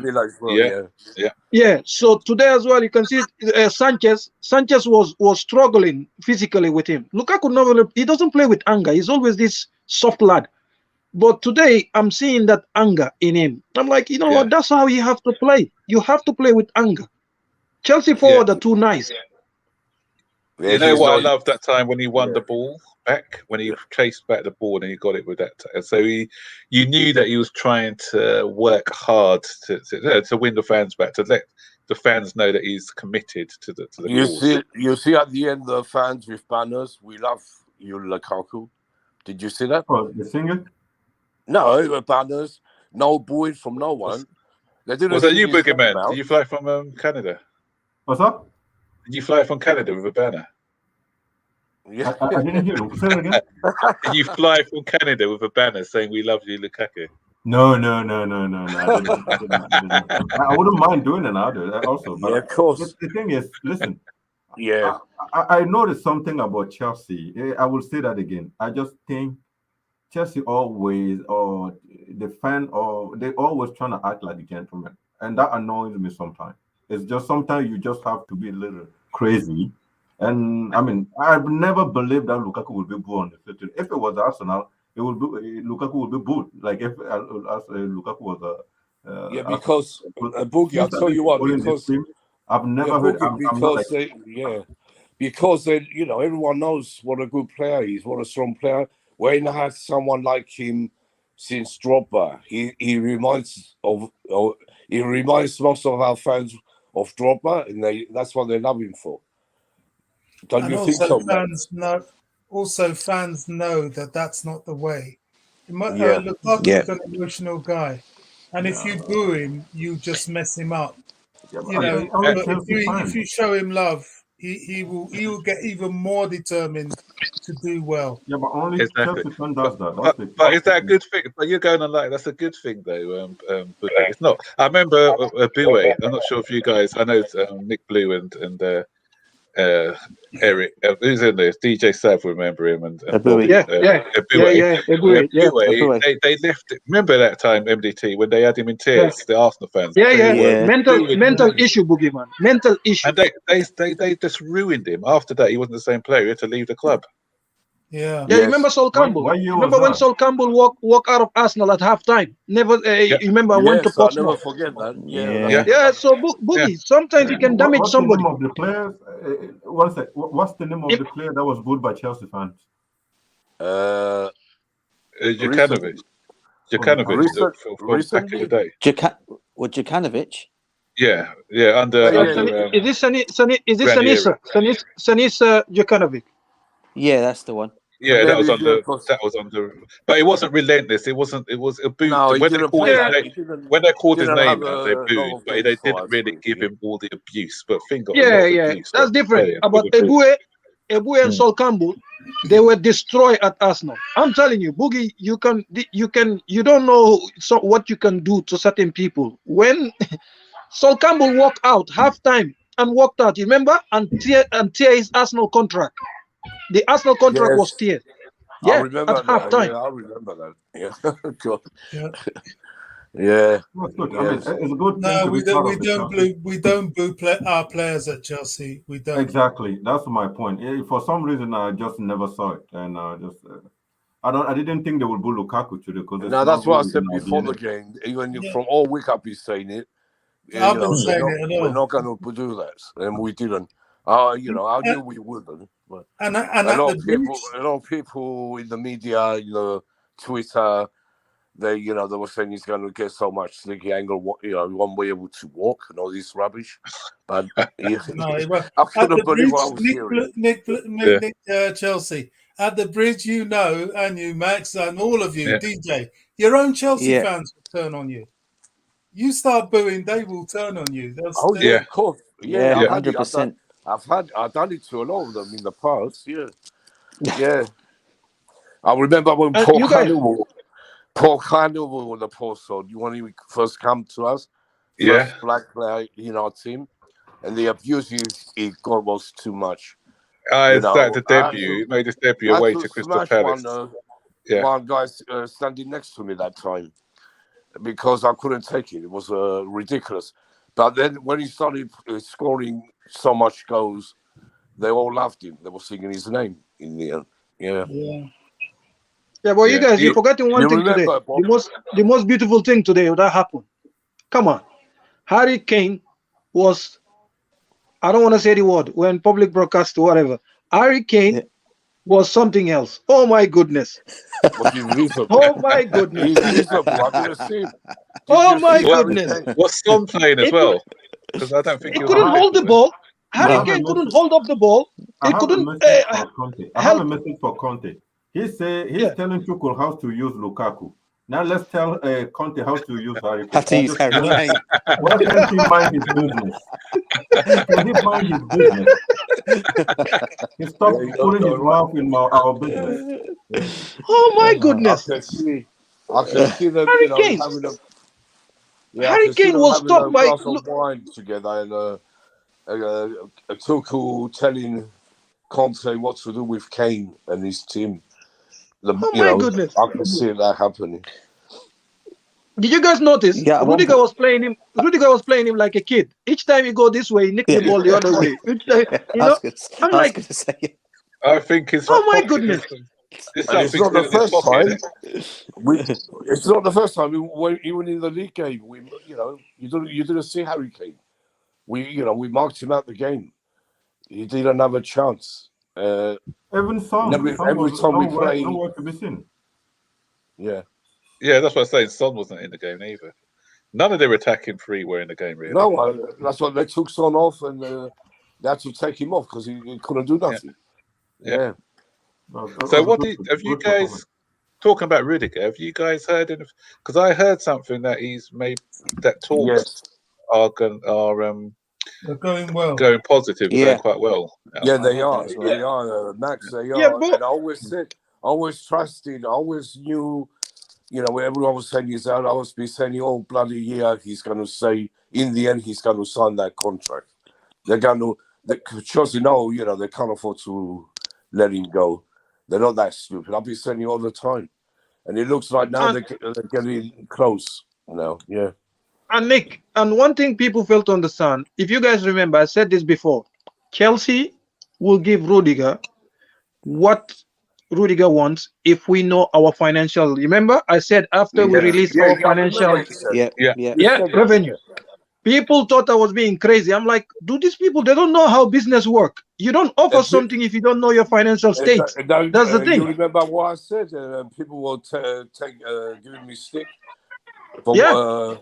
You remember, and it's not 400,000 what the Real Madrid offered. That's all rubbish. Yeah. Do you hear that? And rubbish. And also now the trust is being built because Rudiger now trusts the manager and certain people. Okay, and also Marina just what they asked for Rudiger. Okay, the reason why Real Madrid is mad, Real Madrid is cabal. It's a cabal. The thing is, they want him to sign pre-contract agreement and have a penalty fee of 40 million. If he doesn't come to them, Rudiger has to pay them 40 million. He refused. No, I can't do that. They're mad. Okay, they're mad because it doesn't want to leave Chelsea. Because, you can see. Yeah, because if he does that, he cannot negotiate with Chelsea. Okay, Chelsea are telling Chelsea have told him it will happen. They just want them to be patient with him, with them. But Real Madrid want Rudiger to sign a pre-contract agreement. That's what they did to David Alaba. If you sign that, you cannot negotiate with anybody else. I didn't believe. I think I kind of knew that something like that was happening when Real Madrid said they broken up the talk with. I know probably Rudiger said no. I'm not going. No, because he's not stupid. If you sign a pre-contract agreement, it comes with penalty. Rudiger is not stupid to sign that. If he signed that, he's in trouble. That means he has to go to Real Madrid. Even if he wants to stay at Chelsea, he will have to go. Because David Alaba didn't want to go to Real Madrid last minute. But because of he already signed the pre-contract agreement, he went. Bayern Munich came back for him. Okay, other team came back, but Real Madrid had a penalty of 40 million. If you don't come, you have to pay us 40 million. Real Madrid, they behave like a cabal. You have to be smart. Don't sign anything. Yeah, so anyone who wants to come on the chat to just have this say, I'll put the link inside the chat. So if you want to come on to the panel, just to give your say on the game. Rudiger is not good in top four, in back four. Did you see what he did today? Yeah, of course. You see the back four? They were saying you can't play in the back four.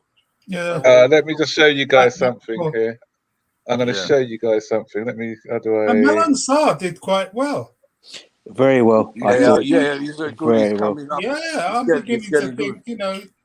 Boogie, I apologize before you guys carry on. That's our man at the game, and there's who is that? Is that Lukaku? Monster. That's Monster. He's quite a big unit, isn't he? They went to the game today, yeah? He went to the game today. That's why I'm doing a stream for him. So that's Mo saying hi to us at the game. Yeah, Boogie, I apologize today. With Alex. Alex was the one who got the ticket. Beautiful, guys. Boogie, I need to apologize to you today. Two of the people you scouted play very well today. Malang Sarr and Saul. Can you make that public? Can you people listen to this one? Just listen. Yes. Can you repeat that, please? Boogie man. I apologize. Two of the people you scouted, they did very well today. Malang Sarr and Saul Niguel. They did very well. They play simple and they didn't do anything crazy or whatever. They play football. Did you see how Saul was moving that ball like as a high speed? One touch. I hope so. I hope he carries on like that, then we can maybe keep him. Yeah, you never know what you're going to get. He has to do it every game he plays. Because he's got competition from the other three, so it's not easy, but he has to perform and it'd be a good backup, for us. Yeah. So MDT. He's here. The man's here. What? He's here. I'm still not sure about Hey, hold on. Before Big Bobby. up, Mo. What's going on? Big up. I just showed your picture, Mo, with you and Monster. I'm in the camp. I can see where they're calling him Monster. He's a big unit, isn't he? He's in the Big. Hold on, let me just put my headphones on 1 second. Monster doesn't know me in person. I know him. How did you get the stream up and running again? Finally. Wow. Yeah, you know what it was? It was my fault. Kind of my fault because I had it in.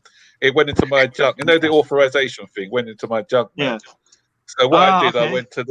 I went to the admin and asked them, and they said, "Oh, he should have sent you an authorization code or whatever." Yeah. And I looked at it and I found it in my junk mail, so I was able to get it up and running. So yeah, all good. Right, sweet. Yeah, we did a watch along. Couldn't do the pre-match, but we've obviously now we're doing a post-match. Okay. Yeah. Listen, lads, seriously, what a game, and we should have won that game by at least 4 goals. Yeah, 4 or 5. At least 4 goals. Yeah. The thing is, Lukaku had a header that was inches wide. Then he had a couple of shots right towards the end of the game. I got to tell you something though. The fans today, they showed great respect and maturity. No one booed him. They cheered him when he did well. Excellent. You know, so that's what we need. Closure now. That's good. No. I mean, he got fouled a couple of times, and the fans were giving it to the referee and giving it to Tottenham fans and Tottenham players. So they show support to the player. That's so really I say closure has been reached, has been achieved. At least in respect to the fans of the stadium. Of course, yeah. Excellent. I knew that would happen. Carry. Can you guys hear me? Yeah, we can. Yeah, Hello? loud and clear, mate. Loud and clear. Can you guys still hear me? Yeah, we can. We can hear you. Yeah. What do you think about Havertz? Havertz performance. Havertz Lukaku together. Sorry. Can you hear us? Hear me? Yeah, we can hear you. Can you hear us, mate? I don't think you can hear us, I mate. think you can hear us. We can hear you loud and clear, mate. Can you talk? We're good. Anyways. I think my reception is a little bit limited where I am, so maybe you guys can't hear me. We can hear you, mate. You can hear me. Okay, all right, brilliant. Yeah. So, like I said, the reception was good. The atmosphere was good. I got to tell you, Saul Niguez had a good game. Had a good game. Yeah. Yeah, no, he played well. At least from what we could see, in the stadium. I mean, he put the tackles in. He made some good passes. Hakim Ziyech. Listen, I got to tell you something. Today it was a hybrid formation. It was not a 4 at the back, and it was not 5 at the back. It was between. When we were attacking, we were playing 4 at the back. When we were defending 5 at the back. Hakim Ziyech was playing in a right wing back role when it came to defending, and when it came to attacking, he was playing as a right mid / right wing. He made a couple of errors, but generally he had a decent game. Mason Mount had a fantastic game in the middle of the park. He dictated play. He was passing that ball around. I actually think that Mason Mount in that 8 role, he did really well, and I think maybe that's something we need to look at. Havertz did all right. He first 20 minutes, half an hour, he was getting stuck in. So from that part, it was really good. It was really an enjoyable game to watch. It was really enjoyable to watch. Yeah, and Malang Sarr as well. You forgot Malang Sarr. Malang Sarr, fantastic performance. Yeah, Malang Sarr, he put in a shift. And Tony Rudiger, people say he can't play in a back 4. He did. He played well today. We were just saying. Yeah. Mo, I just out of curiosity, I was impressed with Sal today, but I kind of still worry about him when he's being pressed. He doesn't seem to yet have got the hang of dealing I agree. with press. Yeah. When he has a little bit of time on the ball, he plays well. But when it comes to being pressed and being pressurized, he still needs to adjust. I agree with you, Bobby. Spot on. Yeah, but you know what? I was telling the lads that, look, imagine what Tuchel will do with this team and the squad and the youth players if he's here for 6 years, as long as like Guardiola. I mean, he's going to build something really formidable. We're formidable already. Yeah. And look at what he's and he's only been here 5 minutes. True. No, it's only going to get better. It's only going to get better. Yeah. But Mo, also, do you think it's a case of what might have been as well with the chances that we missed, especially in the second half? You know, we could have put at least one more of those to be more comfortable going in 3-0. Yeah. Max, we could have easily finished that game 5-0 easily. And the thing is this, it's not only the chances that we missed, it's the domination that we had on that pitch. Yeah. Tottenham only had one shot on goal, one shot on target, and that was a free kick, which Kepa handled really well. Okay. It was really strong domination by Chelsea. It wasn't just, that we beat them. No, we put them in their place. The Tottenham fans were giving it large the first 10-15 minutes. Well, boy, did they become quiet really quickly. They became quiet really quickly. Man. We saw that. They soon shut up. But that was a great performance. Great performance from everyone. Fantastic performance. Yeah, they tried to rattle the players. They had a go. They had a go with what's his name, Alonso. They had a go at Rudiger, but they weren't able to. The players kept it professional. They kept it controlled. Azpilicueta was having issues. Off the bat in the second half. Sorry. And they didn't pull the ball out. Azpilicueta was kind of sitting and Unfortunate. Yeah. I hope it's not bad because we're short of defenders at the moment. We can't lose another. Yeah, I think they said it's only cramp, Aspi. So it looks like to me. It's not that bad. You got cramp. Okay, that's good. Yeah. And because the game was at Stamford Bridge, I think he will just go and sit in the ice anyways. They just sit in a bathtub full of ice for maybe 1 hour and it should be relaxed. Take those medication, muscle relaxing, and should be good to go. So Kepa, what do you guys think about Kepa performance? He's done his job. He had one shot to save and he saved it. Kepa only had one issue when they crossed that ball in and he fumbled it. That was the only issue in the whole game. Apart from that, he was in control. It was a foul. He handballed it. I don't know if you saw it. It was the Mora. Was it Mora who handballed it? He pushed him. He pushed him. It was a foul. Yeah. It was an obvious foul. But my biggest compliment to Kepa now is that I'm not worried now that he's in goal. I think this season he's got his confidence back now, and he doesn't look like he's going to concede. I think we're safe hands with Mendy away at the African Nations Cup. I think he'll do okay. Yeah, I think so mainly because we have a great defense as well in front of him, so it's not going to be hard for him to concede. 100%. I was going to say, as long as people don't take shots from outside, from range. They won't. I'm not sure. Let them take them from outside. Kepa is really good now. Oh, sorry. Did you notice that when the Tottenham attackers trying to run around our box and just shoot, you see Malansa trying to prevent him to even shoot. So those fouls that were committed around the box, Malansa, Rudiger, did you see how every time they throwing their body at it? Yeah, they just jump on the pressure, do everything, though they cannot shut down Kepa. You can see they know what's going to happen behind if that ball goes, So it's good. It's a teamwork, right? So sorry lads. Max, on your dashboard, do you have the end stream function activated? Is it there? Do you have access to it? Is it in the banners? It should be top right hand corner.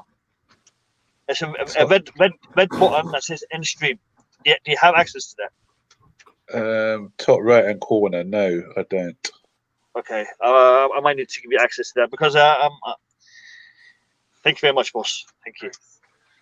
I'm literally just arriving home. I'll be jumping on. Is it outro? Thank you, boss. Thank you. Is it where it says outro? Is it where it says outro video clip? Outro video clip. No. It should be top right hand corner. Right, Max, don't worry about it. I'll be on in about 10-15 minutes. Yeah, home. Okay then, because I need to leave in about 10 minutes. When you come on, I'll come off anyway. If you need to leave now, we can end the stream now because I can do it from my end. Right. Okay. No, I'm here for about another 5 or 10 minutes anyway. So yeah. All right. Then I'll jump in about 5-10 minutes and I'll end it. Yeah. Where were you sitting, by the way? I thought it was East Stand or West Stand. It was either East or West Stand upper. West Stand upper. Every time I go, I seem to be sitting in the West Stand, man. I don't like to be so high up, upper, but it's a good view. I think the good thing about going to the matches. I like the West Stand lower. That's where I used to go. Yeah, the good thing about the upper But yeah, the good thing I like about the upper is that you can see like a bird's eye view, and you can Yeah, you watch see the whole the pitch. yeah, and the movement of the you appreciate Yeah. the movement of the players when you're there. So Yeah. But the Yeah. lower West End, I prefer that because you're a bit more closer to the players. yeah, I like that. Yeah. when you're in the lower part, you appreciate like the pace of the players. Sometimes, Yeah. always television doesn't do it justice when No, how no. fast. Guys, How I'll fast these be players back are. in a few minutes. I'm back in a few minutes. I'm just going to Okay. Okay, But I mate. always like the West End. You know, the old West End. Always, after the shed, I moved to the old West End.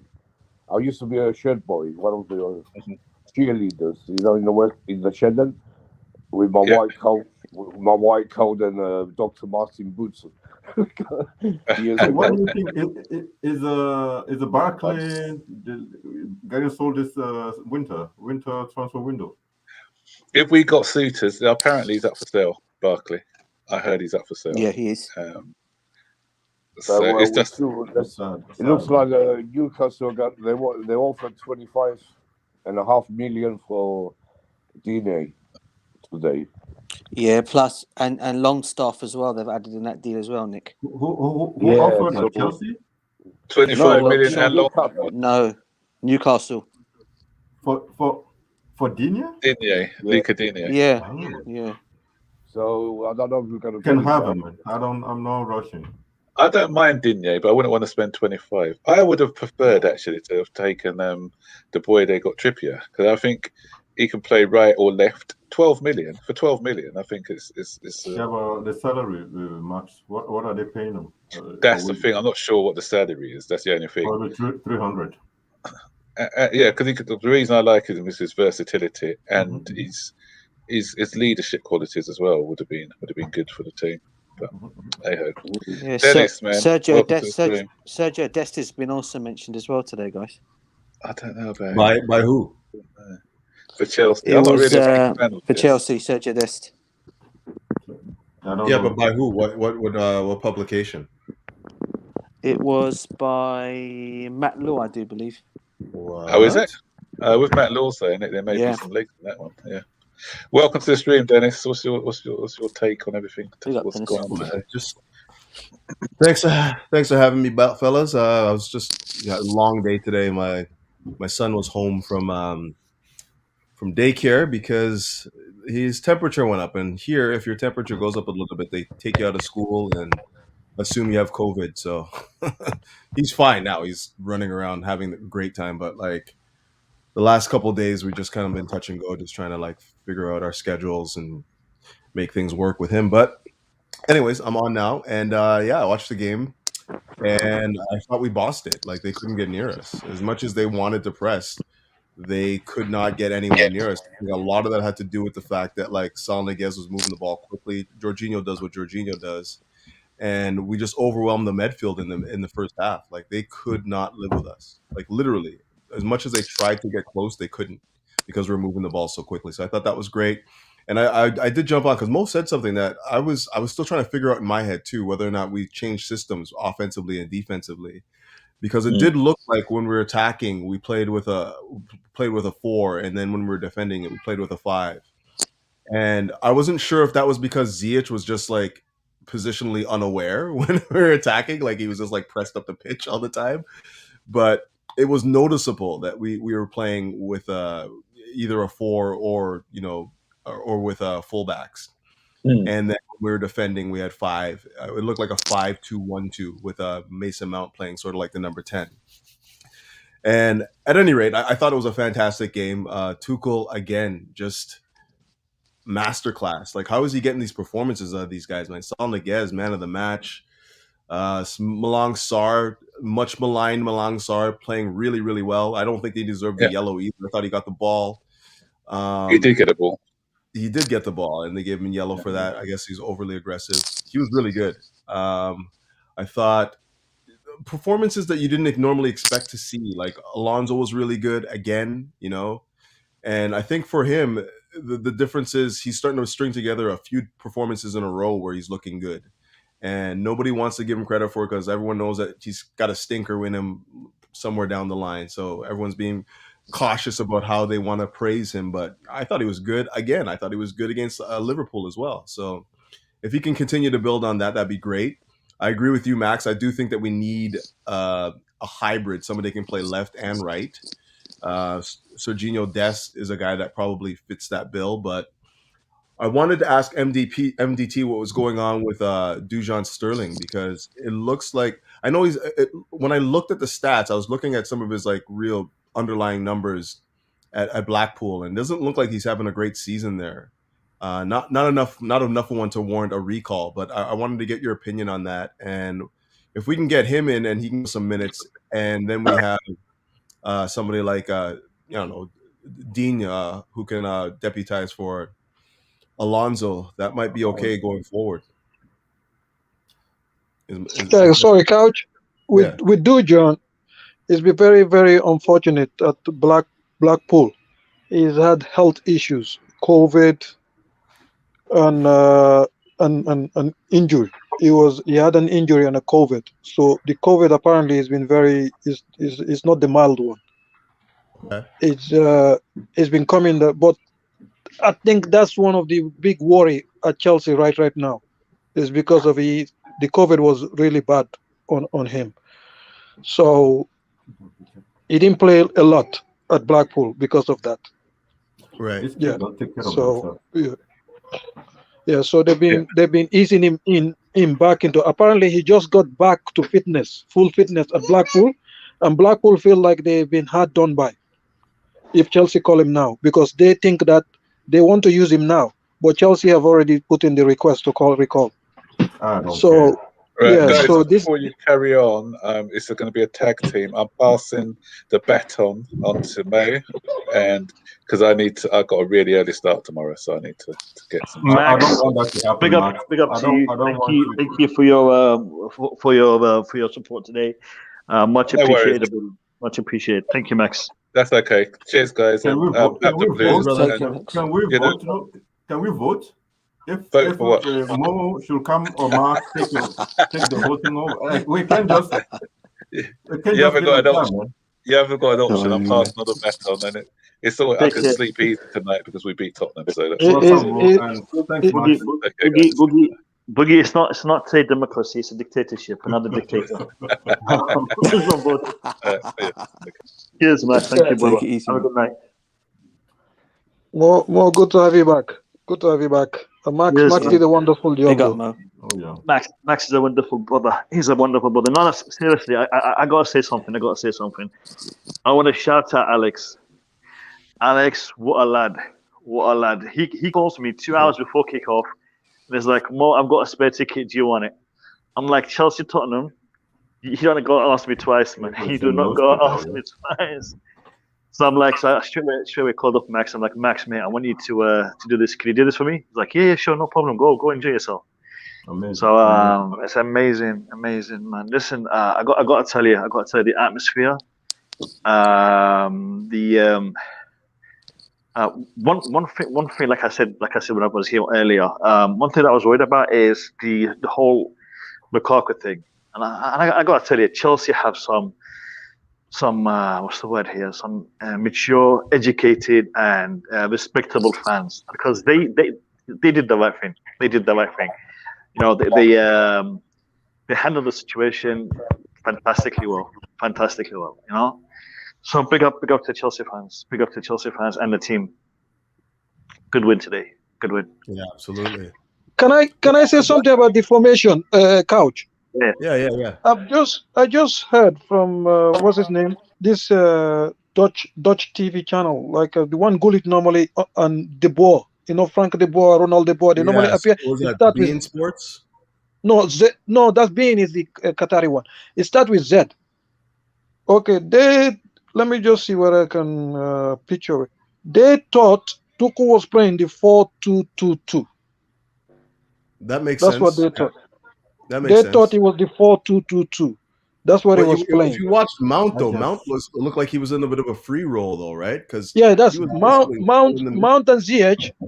It was you have the four at the back. You have Jorginho and Saul. Then Mount was on the left.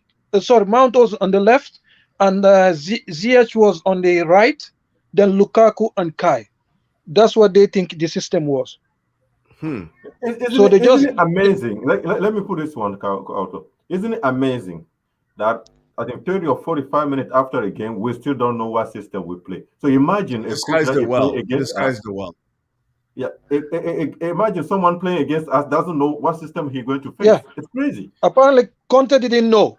So by the time he figured it out, it was too late. We played the 4-2-2-2. This is what Rangnick is trying to play. The players don't know how to do it. Chelsea players, they just did it like that. Yeah, but you know what's interesting about that though? Like I still think it comes down to positional awareness though, because it could have been a 4, it could have been a 5. I'm not even sure. Like Ziyech was just really high offensively. You know, actually, sometimes I look at that game and look like 5 at the back, and I'm like, so Ziyech is a wing back, Alonso is a wing back. Then after some time, I feel like, oh, it is a 4. So even Tuchel say that in a lot of Boogie, you're spot on. You're spot on. It was 5 at the back when we were defending, and it was 4 at the back when we were attacking. That's how it was. Yeah, that's what it looked like. Yeah. And as far as like the 4-2-2-2, like it looked like to me that Havertz was playing out on predominantly on the left flank, and it allowed for Mount to play like the number 10 and like basically split Lukaku and Havertz. He would also come out wide though, right? You know, I don't know. It's honestly, but you hit it right on the head. Coach, that's how the 4-4-2-2 is meant to play. Right. You the front players have to open sometimes they have to go where the space is and move them around. So the other two behind, Ziyech or Mount, is their job to penetrate the middle.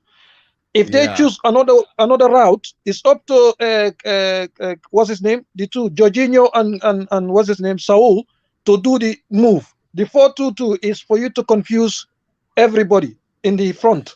That's the problem. And you know what's great about that formation? You know what's great about that formation?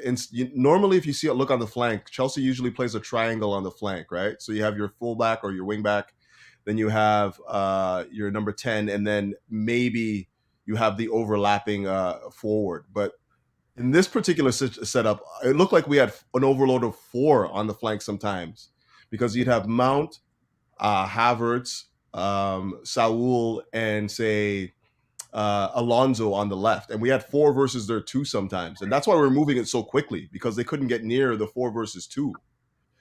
It was something to behold. I'm gonna have to rewatch it again, but like I was seeing movements off the ball and on the ball that was just so confusing for them. You know, it was really, really confusing, and I don't know if we're going to use that again going forward, because I think that was something that he wanted to play against teams that play 3 at the back, 5 at the back. And whether or not that will work with traditional back 4 is yet to be seen, but it was highly confusing and effective. Man is good. The man is good.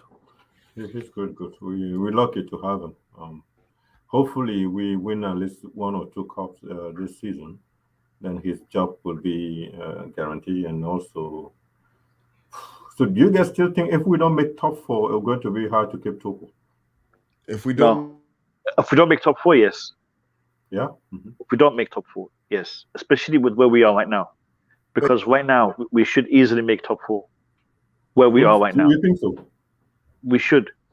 I mean, yes, we've got injuries, we've got players out, but we should make top 4. The thing is, Boogeyman, the way I see it now is we have. I mean, I'm not going to say that this tie is done, because 2 goals. In theory, they still have a chance to turn it around in the away fixture. But I think we are going to be in our first final, and it's going to be either Liverpool or Arsenal. And this trophy is going to be really, really important. Really, really important, because it's going to set up the rest of the season. I like this trophy, and I like it not because it's prestigious or valuable or whatever. I like it because of the fact that you've won a trophy midway through the season. It really sets you up nicely for the end of the season.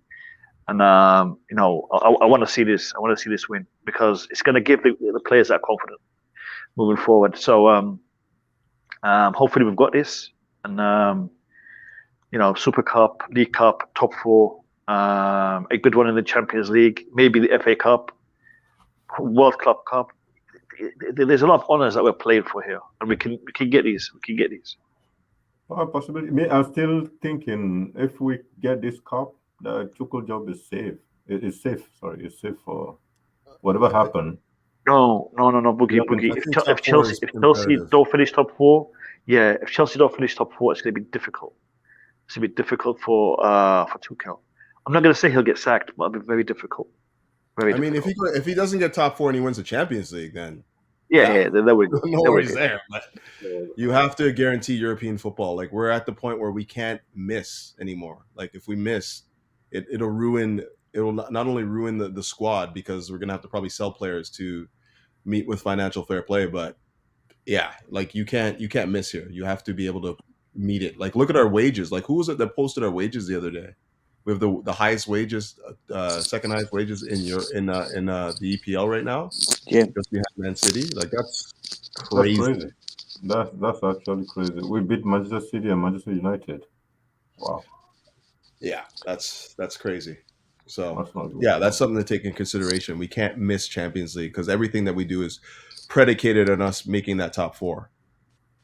And I've seen Ruben today also was. I'm not sure, but I don't want to say anything. The MDT will get mad again. But Ruben. I mean, coming back from injury, hasn't really played a lot. Got 20 minutes at the end of the game there. Wasn't incredible, but the thing that I noticed when he came on is the game slowed down again, right? You know, even with Kovačić on there, game slowed down. We were popping it around so quickly in the first half and even the beginning parts of the second. And then as soon as those guys came on, the game just slowed. And I think it's just, again, because we went from 1-2 touches to 3, 4, 5 touches. You know what I mean? That's the problem with Ruben. That just slows down the game. Every time he's subbed in, most of the time, his impact, he always tends to slow down. There are certain things that you don't pick up on when you're watching the game on the TV. But when you're actually at the stadium, they matter. I'll give you guys an example. How do you think the fans were reacting to us on the guest today? Oh, I think he was my man of the match, so I would hope that they gave him a good. When you hit the bottom, there's no way you can only go up, right? They gave him a standing ovation when he was substituted. All right, everyone stood up and they clapped him. Okay, I mean, it's the norm to clap your players when they're getting off, or for their performance. But for people to stand up and clap for you, it's because you've earned that. And so I want to get that today, which shows that he's doing it. Yeah, I'm not going to say we want him to stay, but I'm saying he's no. Let's be honest. I'm saying he's changed it around a little bit. He's started to play. If he plays like that for another few games, then he could well stay. Sure. Yeah. No, and what do we do with Conor Gallagher and all those Billy? If Saul stays. Yeah, but it's a big if. It's a big if. It's a massive if, but it's there. It's there, but we need the players. We need the squad. You see all this COVID coming and going, and see what happens. Suddenly we have 2 other players today. Another day we might have another few. So we need our players. It's how showing what he's good at, really. It's the first game, he really had a good game today. I'm really pleased with him. 100%. Yeah. I just realized you guys have been streaming for 3.5 hours. Yeah, how many more hours do you have on your account, bro? Are we up? No, I'm good. I'm good. It's I've got premium, not like YouTube. Okay. Yeah. No, on this I've got premium. But when did you guys start streaming? Is it before the game? During the game? When did you guys start streaming? I guess it was 2:30. I guess. 5:30 for you, or 6:30 for you guys. Or no, all right, so before the game. 7:30. All right. Yeah, go ahead. No, I just said, how long do you guys want to stay on for? Well, I'm gonna jump off now. I gotta go feed my kid. But I was just gonna say, with the whole Saul Niguez thing, the major thing that's come out of this performance, this man of the match performance, is that he's now providing us with meaningful minutes. Finally, right? Now we can actually look to him to be one of our midfielders that can come in and give us like meaningful minutes if he can continue on this path. and that takes a lot of stress and burden off of the likes of Kovacic, Conte, and even Jorginho, right? So if we can have a full complement of midfielders going into the second half of the season, and they can all rotate and give us good minutes, no telling what we can do. Like, I still think that the Champions League is the only team I'm kind of cautious of right now is Bayern Munich, but any other team I think we can play with. Any other team. So if we can get a full complement of midfielders giving us meaningful minutes, and Sal Niguez plays like he did today, moving the ball quickly, finding the angles, popping it into space, we're going to be good, man. I think so, at least. On our day, Crouch, we can beat anyone. We're not scared of even Bayern Munich. I don't really watch a lot of Bundesliga, but when I see them in the Champions League, they look really good. But on our day, we can beat any team in the world. So. Well, I'm not scared of anyone. I want to remind you guys of something. Do you guys remember, not last season, the season before last, when we played Bayern Munich in the in the first Champions League? Champions League, DJ, the first knockout round, and once we drew Bayern Munich, everyone felt that this was it. We're not going to get past this. And it was a feeling, especially after the first game, we thought it's going to be tough. However, with Tuchel, you don't feel like what Nick was saying. You don't feel like there's a team out there that we can't beat. There's going to be tough games, but I think on our day we can beat anybody, and that's what Tuchel brings you. That gives you that confidence. Yeah, exactly, 100% what you're saying, because that's what he does. And he showed, we wasn't expecting that performance against Liverpool, but look what we did. And today, Tottenham ain't a shit team. Don't forget that was sixth in the league, fifth. I don't know, but we made them look shit. Even Conte said it. Conte said it so many times. Chelsea, they're the best team in Europe right now, and we, it wasn't us playing bad. It was Chelsea playing so good. Even Conte says the truth, man. I like him a lot. He speaks the truth. I can't wait to see the Manchester City. Yeah, Boogie, you and Couch spoke about when we did the changes and how the game changed. Well, if you notice, when Kova and Rubin come on, Tottenham had more. They have less. Their pressure reduced a lot. Before they come on, they started to pressure us. They were getting half chances. Half nicking the ball halfway. We were fighting. They were winning second balls. Yeah. Thank you. But as soon as Rubin and Kova come on, Tottenham start running back to their goal. Lucas Moura start running. That's when he did the substitution, because because they were carrying the ball. What that did, it forced Tottenham to keep running back. Mm-hmm. So Tuchel, that substitution was to force them to defend. So that's why he did it. If you look, we started carrying the ball more rather than passing. By doing that, Song and Moura, they were tired. By 80 minutes, they couldn't do anything anymore. They were keep running back. His face when he come off. And also, Rubin didn't do anything special. Both him and Kova, but they did that, and that helped us. And if the last chance we had was created by Rubin, he flicked the ball through, and I don't know, was it Lukaku or someone on the left hand, our right hand side? Lukaku. Yeah, it was Rubin that flicked the ball over. That should have been a goal. So he didn't do anything extraordinary. But he lost the ball also twice in the middle. Yeah, but if you go how many people lost ball, come on, Boogie, you don't count how many ball lost, because if you count that, because I still believe that Ruben is that top talent. So I just want him to be perfect. Yeah, what I mean, the changes did the job, what he was meant to do exactly. So now he just have to make sure that he recover from the COVID and his injury and get back to his full fitness. And like me, I don't judge people when they're injured. You know me that. Any player that come back from injury, I tend to give you time for you to recover and then judge you. But today, the substitution was the right choice to do. It was to change the game. Yeah, no. Listen, lads, I'm gonna have to end the stream. But I want to end it on this note. Today, we played against a tough opponent. under very, very tough circumstances, and we made the game look easy, because the game could have been easily 4 goals, 5 goals. We can't take away the performance, the ability that was brought onto that pitch, and the tactics that were employed by the gaffer, by Tuchel.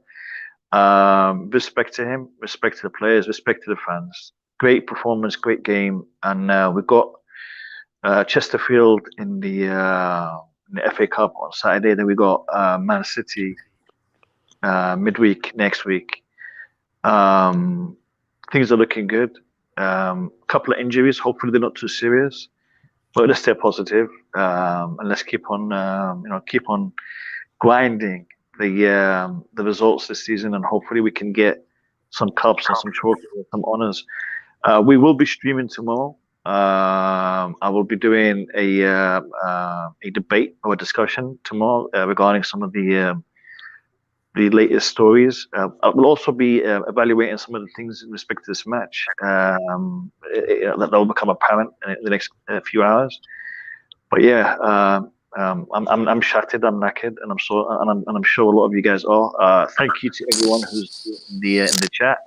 Thank you to you guys for coming on and keeping the stream alive, even though I gave you short notice. Big up to Max for hosting earlier. Thank you. Big up to DJ, Bobby, Nick, MDT, and Boogeyman. Couch, who was also here, and everybody else who took part. I'll see you all tomorrow evening. Have a good night, boys. Thanks, guys. Big up, guys. Cheers, Mo. Big up, guys. Take care, guys. Take care. Big up, guys. Take care. Hold on, I got to do the outro. I'm using my phone, so it's going to be a little bit. Where is it? Outro. All right.